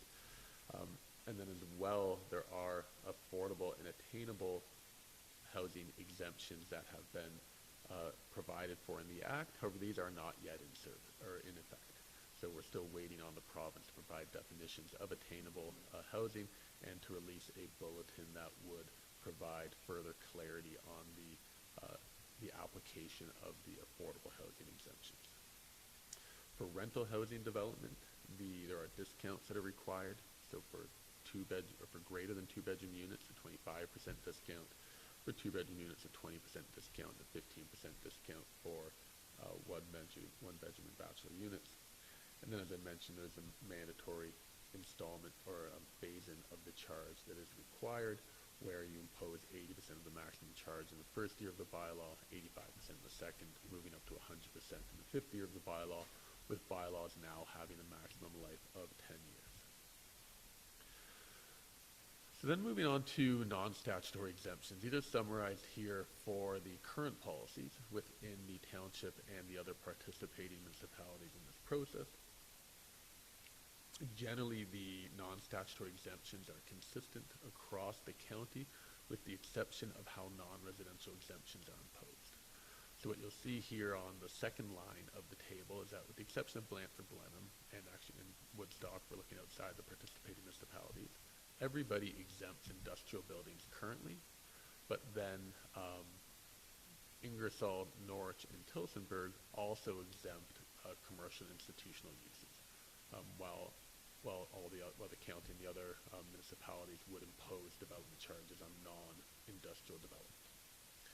But then the remainder of the exemptions, again, for places of worship, farm buildings, hospitals, temporary buildings and dwelling units, long-term care homes, and affordable housing provided through an agreement with the county, those exemptions are all consistent across the county and are not proposed to be changed in any significant way during this process. The two areas that have been highlighted for council's consideration is the removal of the industrial development charge exemptions. So when we look at the anticipated development charge revenue over the 10-year period, that equates to about $263,000 that would be foregone with the development charge exemptions. And to note that outside of Oxford County, the majority of municipalities in Southwest and Ontario do in fact impose development charges on industrial development. And then the other area that is being proposed for inclusion in the bylaw is the imposition of development charges on bunkhouses for seasonal workers on agricultural lands. Currently, those would be exempt. What's being proposed is that those would be charged on a per-bed basis. So then moving on to the financial impacts of the exemptions, those have been assessed, including the impacts for the affordable housing exemptions, which aren't yet in effect. We did want to, to the best of our ability, based on what we know now, estimate what the number of units would be that would qualify for those exemptions to understand the potential financial impact.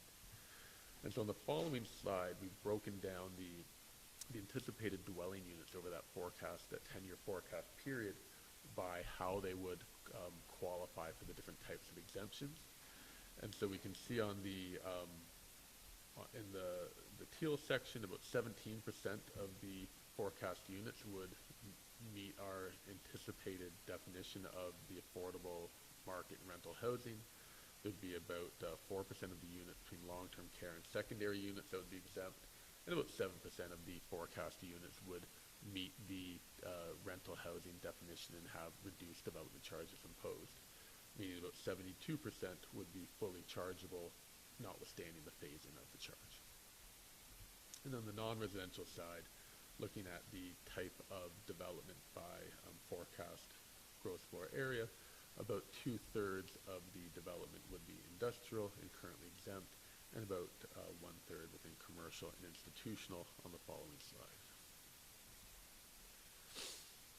So then moving one forward again, based on the exemption policies, the total revenue foregone as a result of exemptions would be about $1.9 million over the 10-year period, or a little under $200,000 per year. That would need to be funded by the township.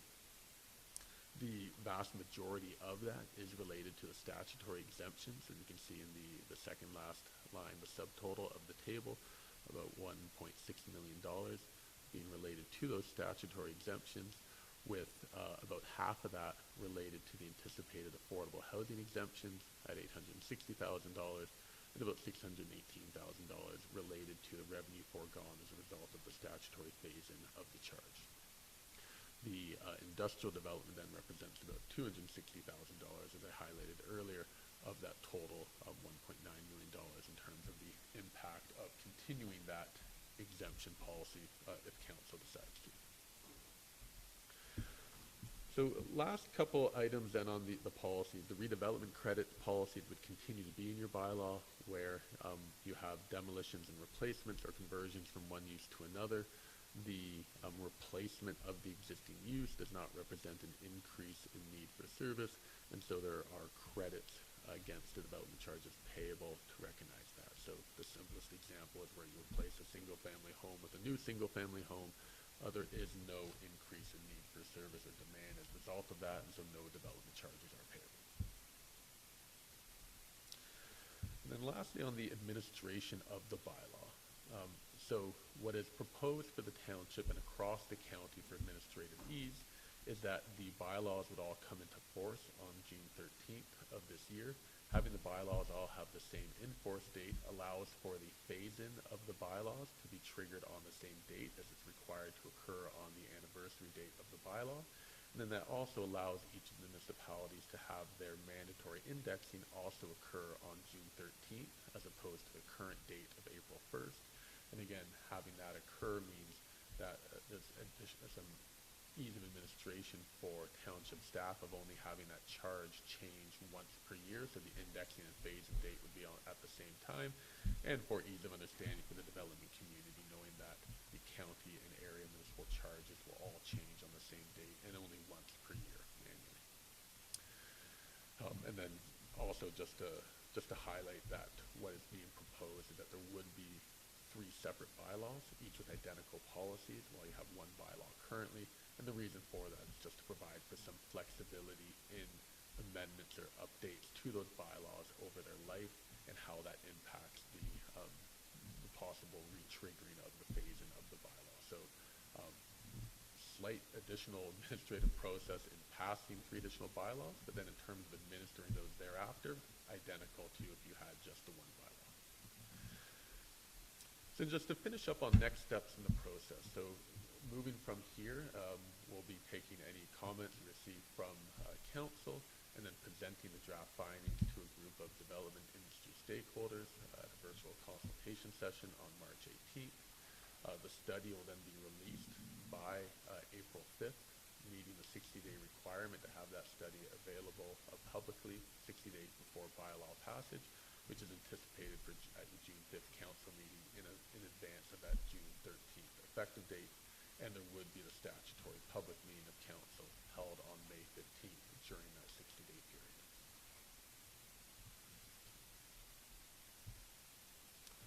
So, if there are any questions, happy to do my best to answer them. Thanks. Questions from council? Councilor Stewart.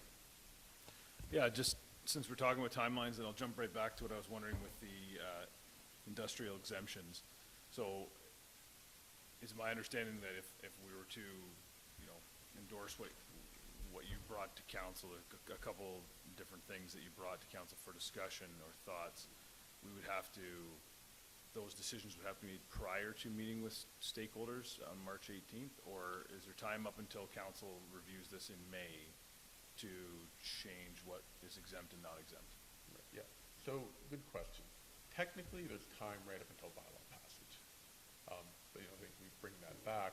What would be ideal is to have council direction as early as possible. So if that's available prior to stakeholders, that's great. If not, we would discuss it in the same context we discussed it today. If it's available for release in the study publicly, that's ideal again. But if not, before the public meeting would be preferable. But still, if council hasn't made a decision, it can be made all the way up to bylaw passage. Okay, and then related specifically to that exemption, I'm assuming the reason we exempt industrial is to stimulate some growth within our municipality, or what is the main reason, and say why would Blenheim have opted out of that? Yeah, so the reason that municipalities sometimes exempt industrial, and maybe before saying that again, industrial is the one area that we see exemptions more so as opposed to other non-residential or residential types of development. And the reason generally is that industrial development can tend to be more price sensitive than other types of development, like residential or commercial, which has to be located near residential, while industrial needs to have service land, access to employment markets, and transportation corridors, but they can be a little bit more flexible. And so where we see those industrial exemptions, often they're in areas where geographically they have similar policies. And so really the reason for removing them is twofold. If that's done jointly, then that removes those incentives from one municipality to another.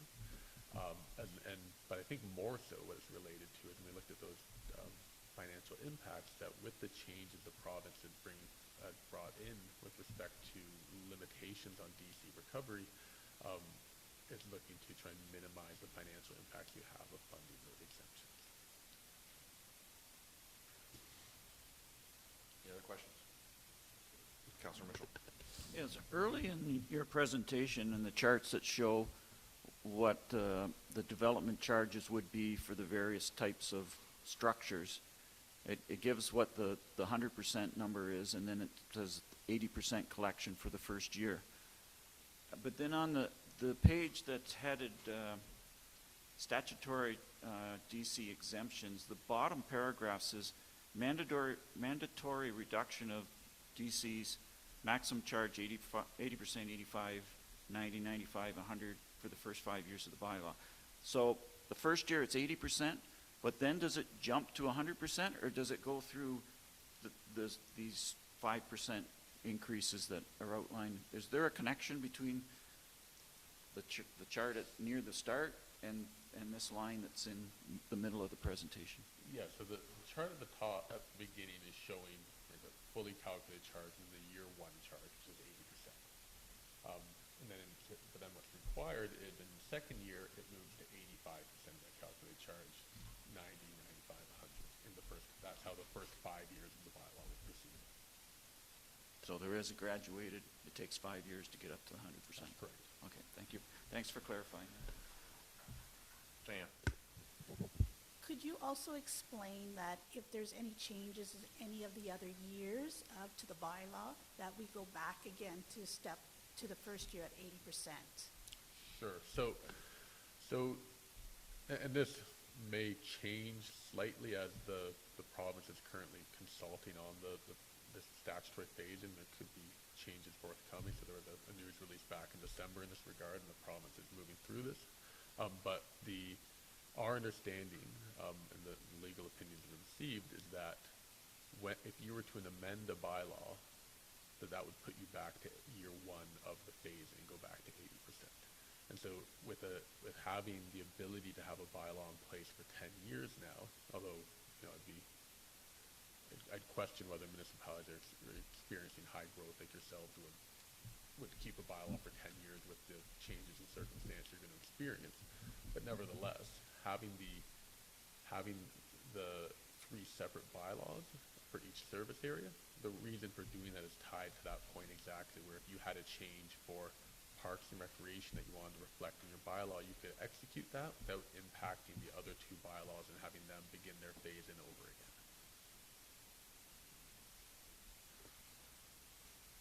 So just to expand on it, this is the first time that we will have three separate bylaws. In the past, it's all been consolidated, correct?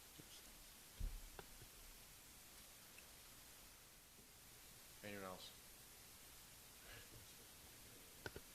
So I'm stuck on the industrial here for a second. So because I see value in looking for different sources of development charges and removing an exemption, but to your point, if every municipality, only if every other municipality was to remove it, because if I didn't know that every other municipality was going to do the same thing, we would be putting ourselves at a disadvantage to all the ones who allow that exemption.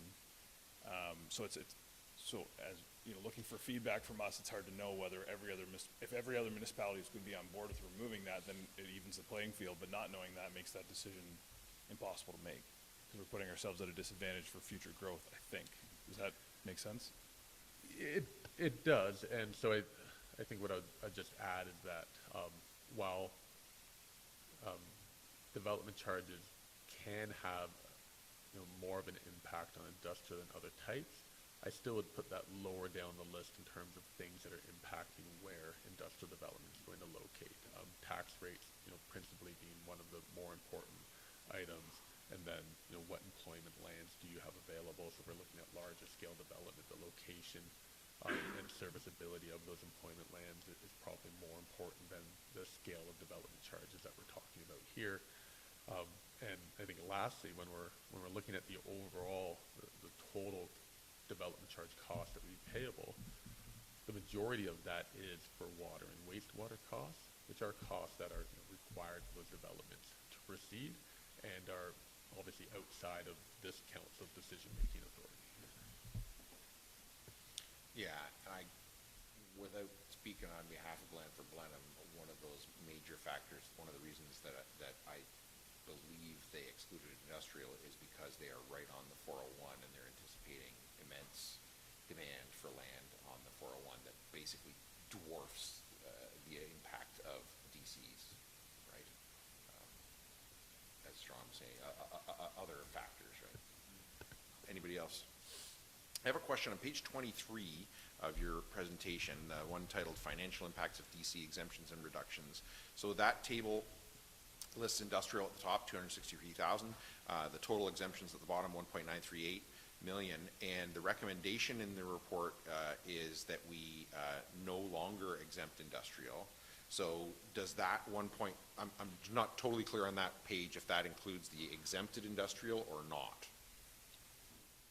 So you'll see the subtotal at the bottom, the 1.6 million statutory exemptions. That excludes the industrial amount. The bottom line total includes it. Anyone else? So there's no motion here to, receive this delegation because we don't have to formally receive a delegation. But the council does have the option if you want to, staff can just hear our discussion here and, bring forward what they want to bring forward when we ultimately consider what to do with these. But it is up to you if you want to do pass any kind of motion to do that. I'm not recommending that you do or that you don't. I just want to make it clear to you what your options are as a council here. We can simply just move on to the next agenda item, having heard this presentation, and go forward from there, or it's up to you. You're very welcome. That 11:19, we take like a 5-minute break and come back in here. Well, let's take a 6-minute break and come back at 11:25.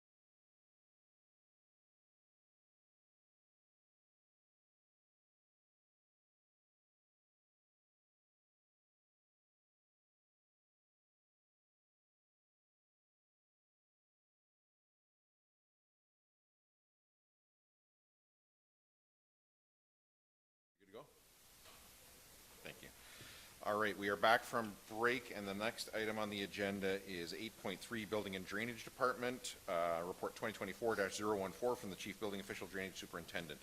Mike, is there anything you want to highlight in that report? Nothing at this time. Questions from council? Councilor Mitchell. Mike, something I hadn't seen on your report before, which was issued one order to comply for a garage shed converted without a permit. What is an order to comply? So the order to comply is to, in that instance, was to make it conform, or it really depends on what their choice. We give them a choice, either get rid of it or make it conform. It was already constructed, so we didn't follow it up with a stop work order because there's nothing to stop. It's an order to comply, so make it legal or make it go away. And follow up, what's the penalty for somebody that does work without a permit? Typically, we could double the permit fee. Okay. Thank you.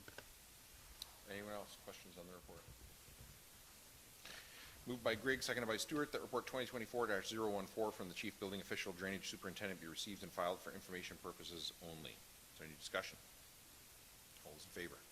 Opposed? That is carried.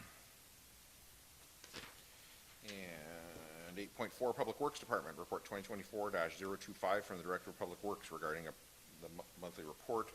Steve, is there anything you want to highlight for council on there? Nothing to highlight or update, thank you. Questions from council on the report?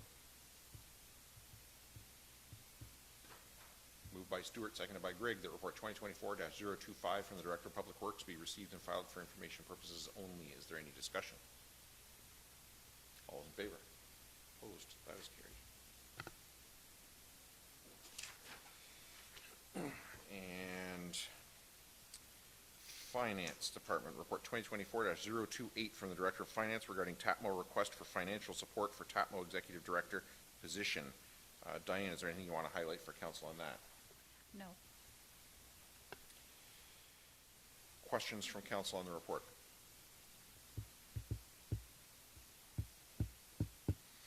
So I guess my question would be, the resolution that council passed before was that we received the correspondence from TAPMO and asked for this report, which we got. So I guess my question is for council, what do we want to do with it now? Because there was a request from TAPMO. So we can just receive and file this. We're not bound to take any action, but I guess that would be my question for council. Councilor Mitchell. I take it from your comments, there is no motion to, one way or another, to dedicate those funds to put the motion on the floor, and then you can deal with it as you want. So moved by Grigg, seconded by Stewart, that report 2024-028 from the Director of Finance be received and filed for information purposes only. I would suggest then that it's, that's the recommendation from staff, because we asked for the report, they gave us the report, so they're saying receive and file the report that you asked for. But it's up to council if they want to do more than that. Councilor Mitchell. Personally, I think that we should proceed with dedicating the $25,000 that TAPMO was asked when we discussed this, what was it, 2 weeks ago? My comments then was we're benefiting from the actions of one municipality who has put the time and effort and labor of their staff to take this to court. It's kind of like Canada and our NATO commitments. We're not, if we're going to benefit, we should be part of the process, and this has got to a point where it makes sense for TAPMO to have somebody at Queen's Park lobbying on our behalf, because the other side is certainly lobbying on their behalf, and it's not fair for us to expect that one or two other municipalities carry the load if we're going to benefit. So I would be willing to make an amendment to that motion, that the Township of Zorra forward $25,000 to come out of the, which reserve would that be? Well, that would be the money that we talked about in this report, towards purchasing or the hiring of a executive director for TAPMO. Just a question before you formally put that amendment on the floor. is your intention a one-time 25,000 or sort of an ongoing funding? Yes, for one-time funding. I think Okay. that was the request Yep. for, yeah. Just wanna So understand. to clarify. Yep. What I Okay, just said. so do you want to just clarify some wording there for Karen to capture it and see if we have a seconder for it? I just want to make sure that we have wording in front of us before we go any further with it. That Township of Zorra forward $25,000 to TAPMO from which reserve, Diana, are we talking about? Road projects reserve. From the road project reserve. For gotta spend money to make money. For the purpose of hiring an executive director for TAPMO. And then, yeah, clarify in there that it's just the one time for 2024.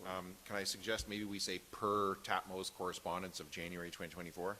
Whatever- Just to circle back to that Whatever document. wording clarifies it, I'm happy with. It's always hard to make a motion off the top of your head, especially my head. When you're comfortable with that, can I get you to read it back to council and see if there's a seconder?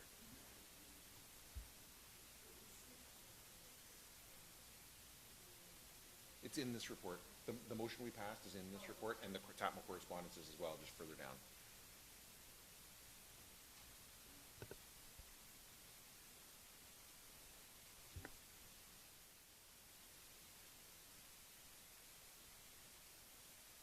Yeah, that's a good point, Kevin, that if we've always been leaders in TAPMO through the mayor primarily, but if other municipalities see that Zorra is stepping up to the plate, perhaps that will initiate them to step up to the plate.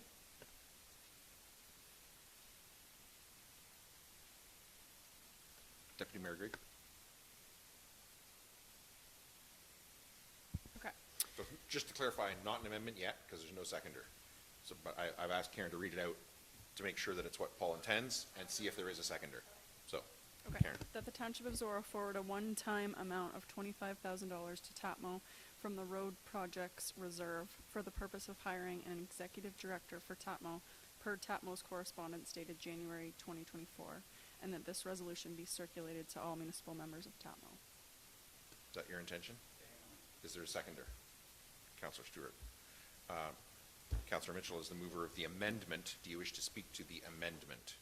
Yes, to the amendment, I think the comments I just made a few moments ago, it's up to us to pay our share. It's important to have a lobbyer at Queen's Park, or we're not going to make more gains. We may lose the gains that we have. So as leading members of TAPMO, I think we should once again show leadership on this. Councillor Stewart. Anyone else? Deputy Mayor Grigg. What I was anticipating seeing from here was voicing interest in proceeding with this and then continuing conversations with TAPMO and the interested municipalities. So some of my concern is saying let's send $25,000. That, I mean, if there's nobody else interested, are we sending $25,000? If everyone's interested, is this position the cumulative value of $25,000 each? So I would be, I like your moxie. I like pushing forward on this. I like the idea of being a leader. I love where this is going. I was envisioning further steps in communications through TAPMO before we arrived at exactly what that commitment would be. I would be comfortable supporting it if the wording was changed to reflect up to $25,000. But there's something about saying let's forward $25,000 to TAPMO. Like TAPMO is saying, do you guys want to do this? And we know we're interested, but we've had zero communication from TAPMO about who else is interested and at what value. We're not looking at, is this a full-time position, a part-time position, at what rate? The blind budgetary commitment is what's making me not interested in supporting this amendment to the motion at this time. But if there's space to, I think I'd be comfortable if it said up to, with an understanding that we are all in as long as it makes sense. But if there's, like, if we commit $25,000, the other members of TAPMO might say, great, that's their leadership, we're going to hop in right behind them with the same amount. Or they may say, we don't have to contribute financially. Zorra has already offered to pay more than their share. You know, I'd rather look at it like a pie and see how many people are going to contribute and then divide it as such. I really agree with that. I think the up to, given that this is, you know, an allocation of money and stuff, I think we should not do a friendly amendment, which I generally don't like anyway. I would suggest that we do an actual amendment to the amendment, which would be as far as we can go. Anything else after that will have to be an amendment to the original after these ones are found. But I would suggest that you put a motion on the floor and look for a seconder to change it or add the words up to. Okay, so we need a wording for that amendment. That the amendment be amended to include up to $25,000. Is there a seconder? Should we have a date on that too? Like, are we just forwarding this money, or, like, I don't know, without seeing what everybody else is doing, shouldn't we have a date, like, you can have this money, but at this time, once we see what's happened? You know what I mean? Like, I just don't want to send them cash and be like, yep, we're in. No? In principle. There you go. No? But no, there's no seconder. There's no amendment on the floor yet. I didn't. You moved it, but nobody seconded it. So it's not there yet. So And the wording that can still the be- and that the amendment be amended to include up to $25,000 and in principle. Where you fit those two, where you fit in principle.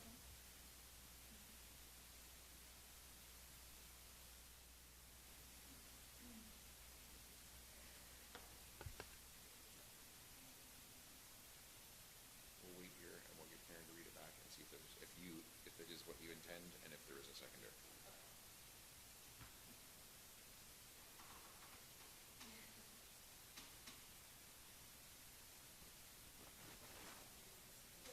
End of the sentence? I think. Yeah, let's see how that goes. Yeah. Okay. The Township of Zorra forward a one-time amount of up to $25,000 to TAPMO from the Road Projects Reserve for the purpose of hiring an executive director for TAPMO, per TAPMO's correspondence dated January 2024, in principle. And that this resolution be circulated to all municipal members. So I will not put that forward because the wording at the beginning of the motion is that we're forwarding the money. So saying in principle later is not really addressing the concern that Okay. Councillor Finch brought forward that I do agree with. So there's no motion on the floor, so you can still amend the amendment if you can come up with something different. So what was can you just read the first line of the original? Yep. The original motion No, is. sorry, Oh, the first amendment, the first amendment.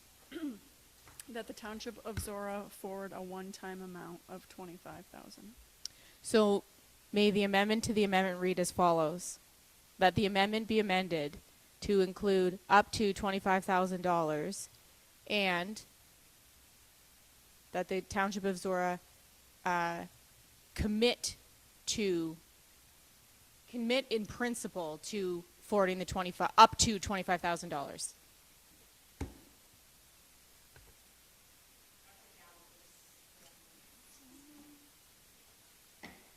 Okay, so just to clarify, that the Township of Zorra forward a one-time amount of up to $25,000 to TAPMO from the Road Project Reserve. Where are you wanting me to put commit? That the Township of Zorra commit Oh, in principle to forwarding up to $25,000. That the Township of Zorra commit in principle to forwarding up to funding up to 25,000. Wouldn't that be nice?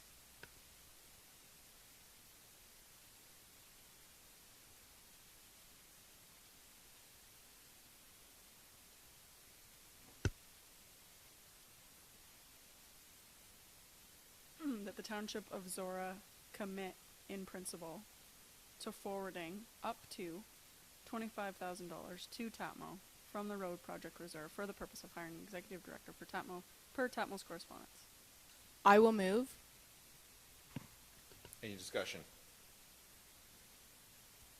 So now we are voting on the amendment to the amendment that Deputy Mayor Grigg put forward. All those in favor? Opposed? That is carried. Okay, so now back to the amended amendment. What's that?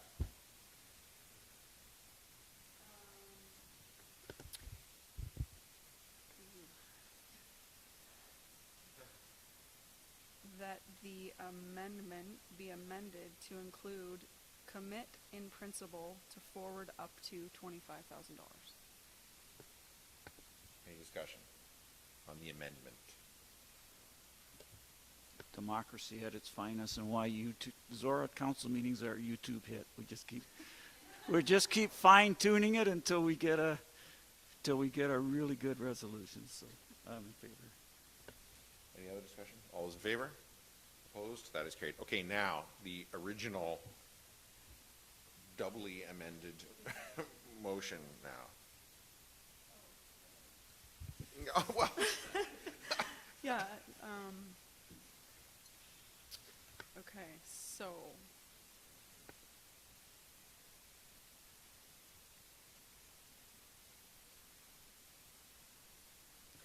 Okay, that the Township of Zorra commit in principle to forwarding up to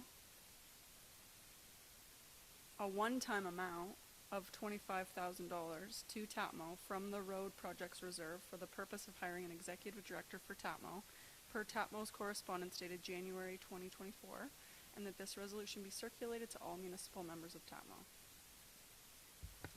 any discussion? So I do just want to say to council and to anybody watching, I think this is really important that we actually get this right, because we are spending, up to $25,000, right? And so I think we should, these things about, up to and in principle, to give staff that direction, so that when they're talking to TAPMO, like if it turns out to be 20,000, we don't want staff to be like, but you told us to send them 25, so we're sending them 25. I mean, it sounds silly, but I mean, if we expect staff to follow the direction that council gives, then we have to give clear direction. So this is the right way to do it. I know some people watching will be like, eyes rolling, but I mean, that's how you're responsible with money, is you have to do that stuff. So I just want to make that clear. Any further discussion? All those in favor? Opposed? That is carried. All right. Was that the full motion, or was that the amended motion? Like, did that, okay. That was the whole shebang. Because what was the original motion? Was it not to, Receive and file. okay.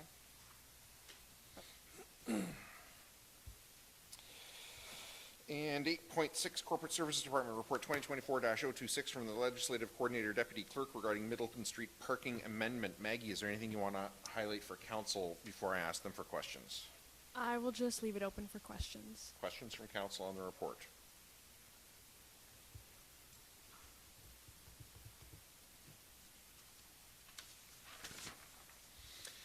Moved by Grigg, seconded by Stewart, that council direct staff to prepare a revised Middleton parking bylaw to amend bylaw 48-20 to reflect the changes recommended in the CAO comments of report 2024-026 to restrict parking within 9 meters of all 3 entrances into TDRC for safety reasons, but no further on-street parking be prohibited at this time. Deputy Mayor Grigg is the mover. Do you wish to speak to that?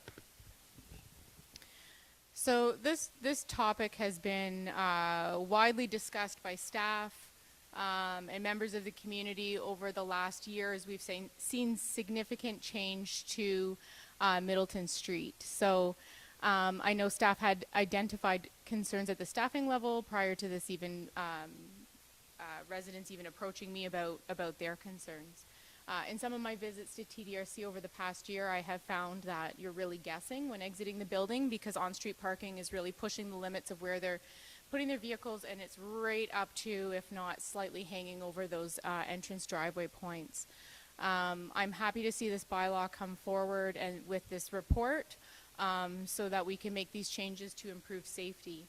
The 9-meter setback from the driveway entrance is a setback that's determined through our traffic calming policy and through probably other traffic guidelines to protect those sight lines, which is what the area of concern is here.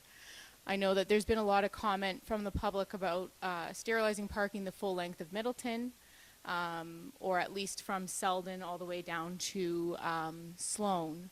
While I appreciate the seriousness of the concern around safety, I think we've also had a history of lots of discussions around the safety and traffic calming concerns. It doesn't look like you have an app named History. If you'd like, I can help you look for it on the App Store.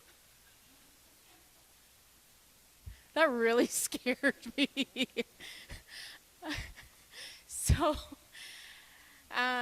So we've had a lot of conversations historically, and we've implemented different things to try to help calm traffic. My concern with taking further parking, on-street parking, out at this time, beyond what is identified as that 9-meter setback from the driveways, is that we're removing some of what we had hoped and anticipated would help with traffic calming.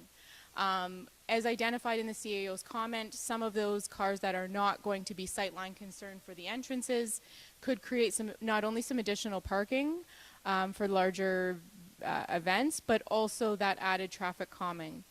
I know residents feel that Middleton is very unsafe to drive, but feeling unsafe is one of the key factors in the driving approach of a driver. So when it feels unsafe, we slow down, and if we're wanting people to slow down, then that is one of the tools that we have.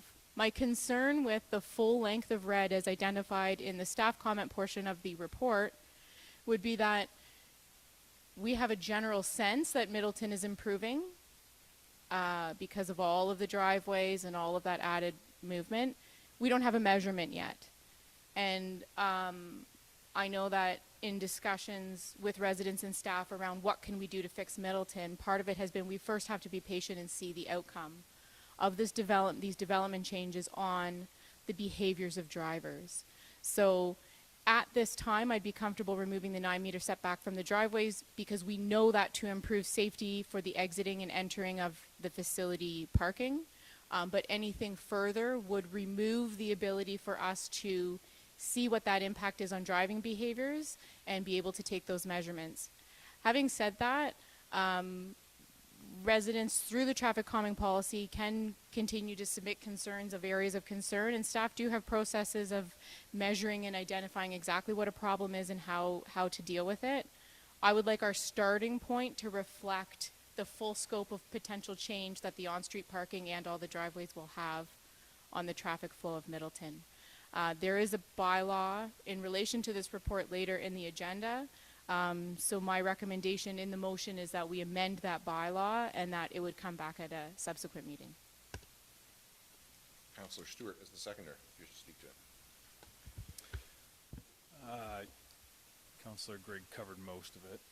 That's all right. No, I think I'm in support of this mainly because of the first comment made in the CEO comments here is that we're implementing something, or what we're asking staff to implement is something that treats a very busy entrance exit from one of our facilities as an intersection, and to me that's what it really is at those peak times. So I think this is the right solution, and I think it doesn't it's not overkill in terms of let's block out the entire area.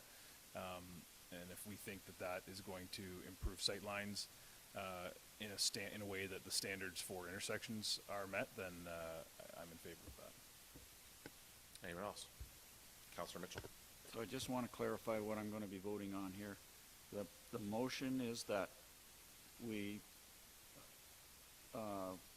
restrict parking on the two short red lines that are on the map, but not the larger red lines that are in the middle. Is that what we're at? I'm going to suggest that I read that portion of the motion and ask staff what they think it means, because ultimately that's really all that matters. Exactly what it yeah. means. So what it says is to restrict parking within 9 meters of all 3 entrances into TDRC. What Steve, as the Director of Public Works, what do you interpret that means? So for each of the 3 entranceways, both north and south of each entranceway, 9 meters would be restricted to parking to allow sight lines, better sight lines. everywhere in between those areas, those 9-meter setbacks or restricted areas, parking will be allowed.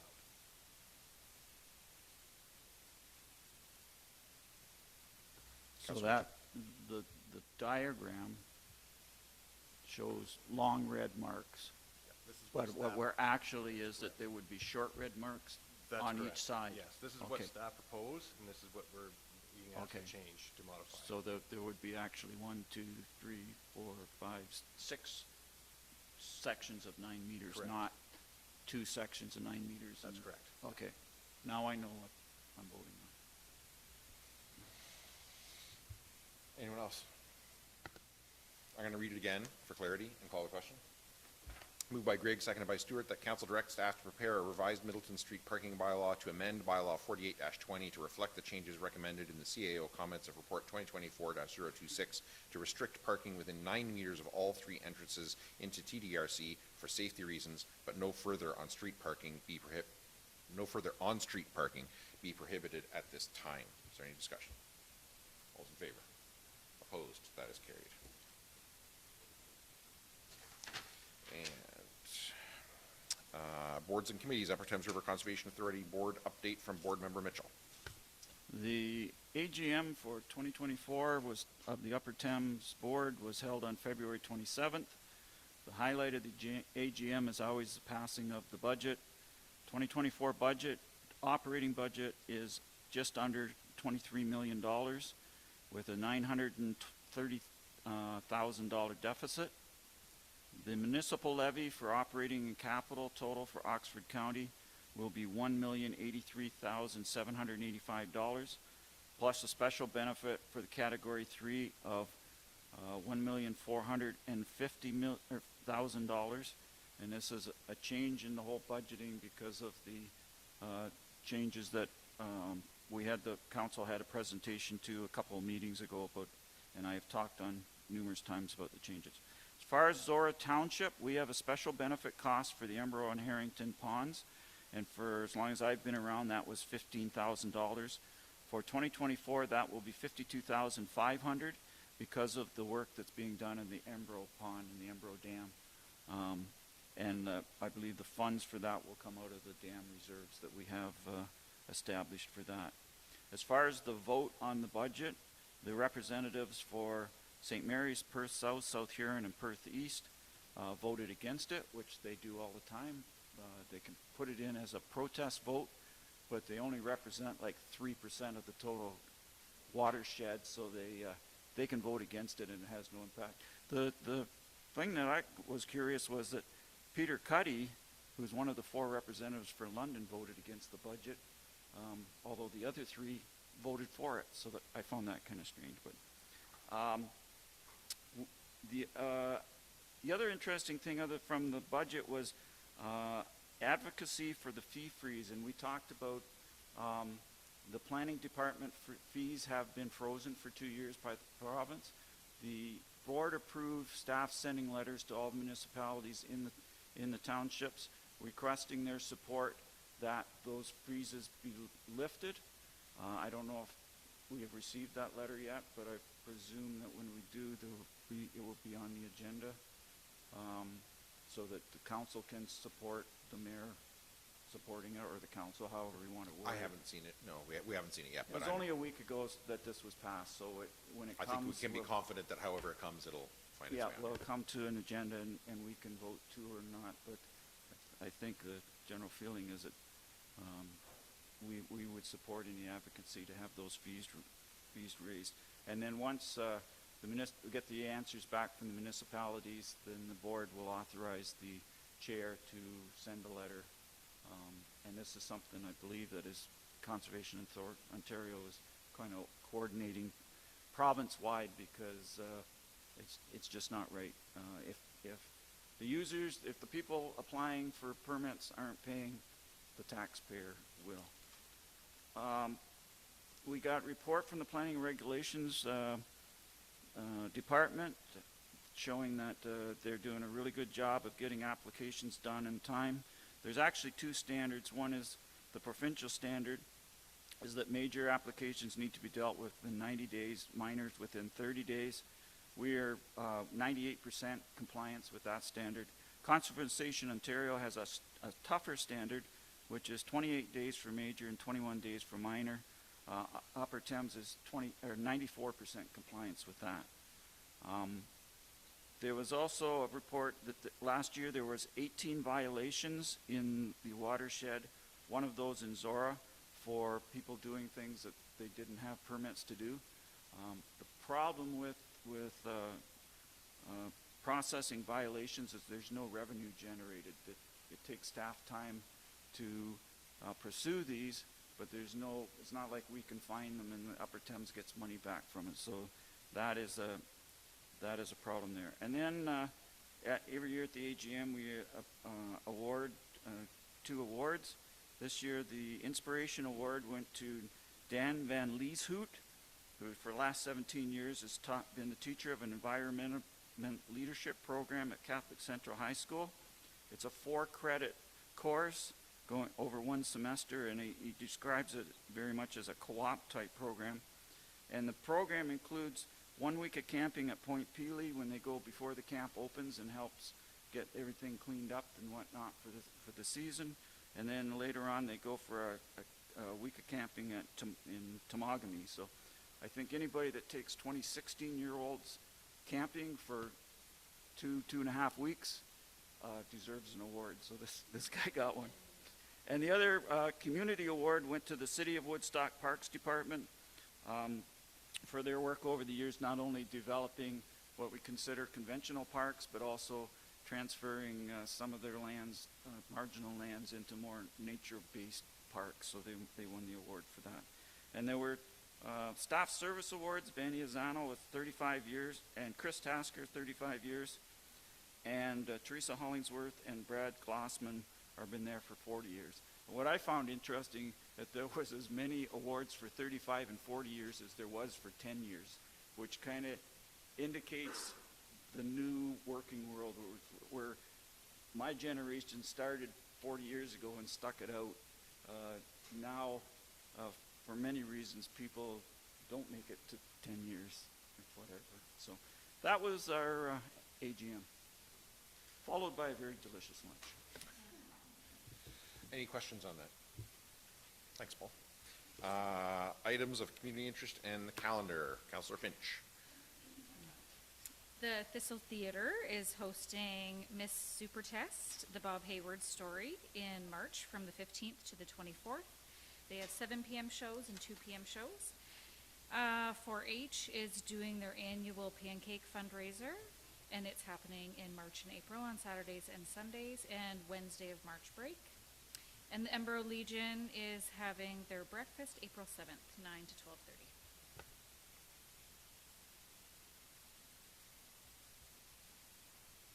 Anyone else? Councillor Mitchell. Next Wednesday, March 13th, 7:30 p.m. is Wisdom Wednesday at Brown School. The topic will be melanoma awareness, and the speaker is Dr. Rachel Berta. And the following week, Thursday, March 21st, 7 p.m. at the Embro Community Center is the Upper Thames Rural Landowners Workshop. There'll be presentations from Upper Thames staff. Key speakers will be Gord Green, who is a local farmer and former president of the Ontario Soil Crop Association, lives just outside of Brooksdale, and Phil Holst, who is with Ducks Unlimited and won an Upper Thames Award last year. So looking forward to hearing from them. It's free admission, but registration on the Upper Thames website is required. I will be attending to bring opening comments and greetings from the board. Anyone else? All right, then, I forgot to move the motion for the boards and committees. Moved by Greg, seconded by Stuart, that item 10A be received and filed for information purposes only. Any discussion? All those in favor? Opposed? Carried. And so now bylaws. So I'm going to read this one out and then I'm going to explain before I ask you for any questions. Moved by Stuart, seconded by Greg, that bylaw 15-24 be taken as read a first, second, and third time and finally passed, and further that the mayor and clerk are hereby authorized to sign the same and affix the corporate seal thereto. So just to clarify, the motion, the resolution that you passed before was to change this bylaw. So So if you still want to change that bylaw, you need to vote to defeat this. Or if you don't want to do that, then you vote to pass this. So unlike most bylaws where we have decided essentially already and the bylaw is the formalization of the decision, in this case you've said we don't want to do that thing. So if you want to be consistent with the decision you previously made in the meeting, you want to actually vote to defeat this bylaw. Any questions? I'm going to read it again and call the question. Moved by Stewart, seconded by Grigg, that bylaw 15-24 be taken as read a first, second, and third time and finally passed, and further that the mayor and clerk are hereby authorized to sign the same and affix the corporate seal thereto. All those in favor? Opposed? That is defeated. Some weird things today. And all I have is confirmatory and adjournment. You're good? Moved by Grigg, seconded by Stewart, that bylaw 16-24, being a bylaw to confirm the proceedings of council held March 6, 2024, be read a first, second, and third time this March 6, 2024, and further that the mayor and clerk are hereby authorized to sign the same and affix the corporate seal thereto. Any discussion? All those in favor? Opposed? That is carried.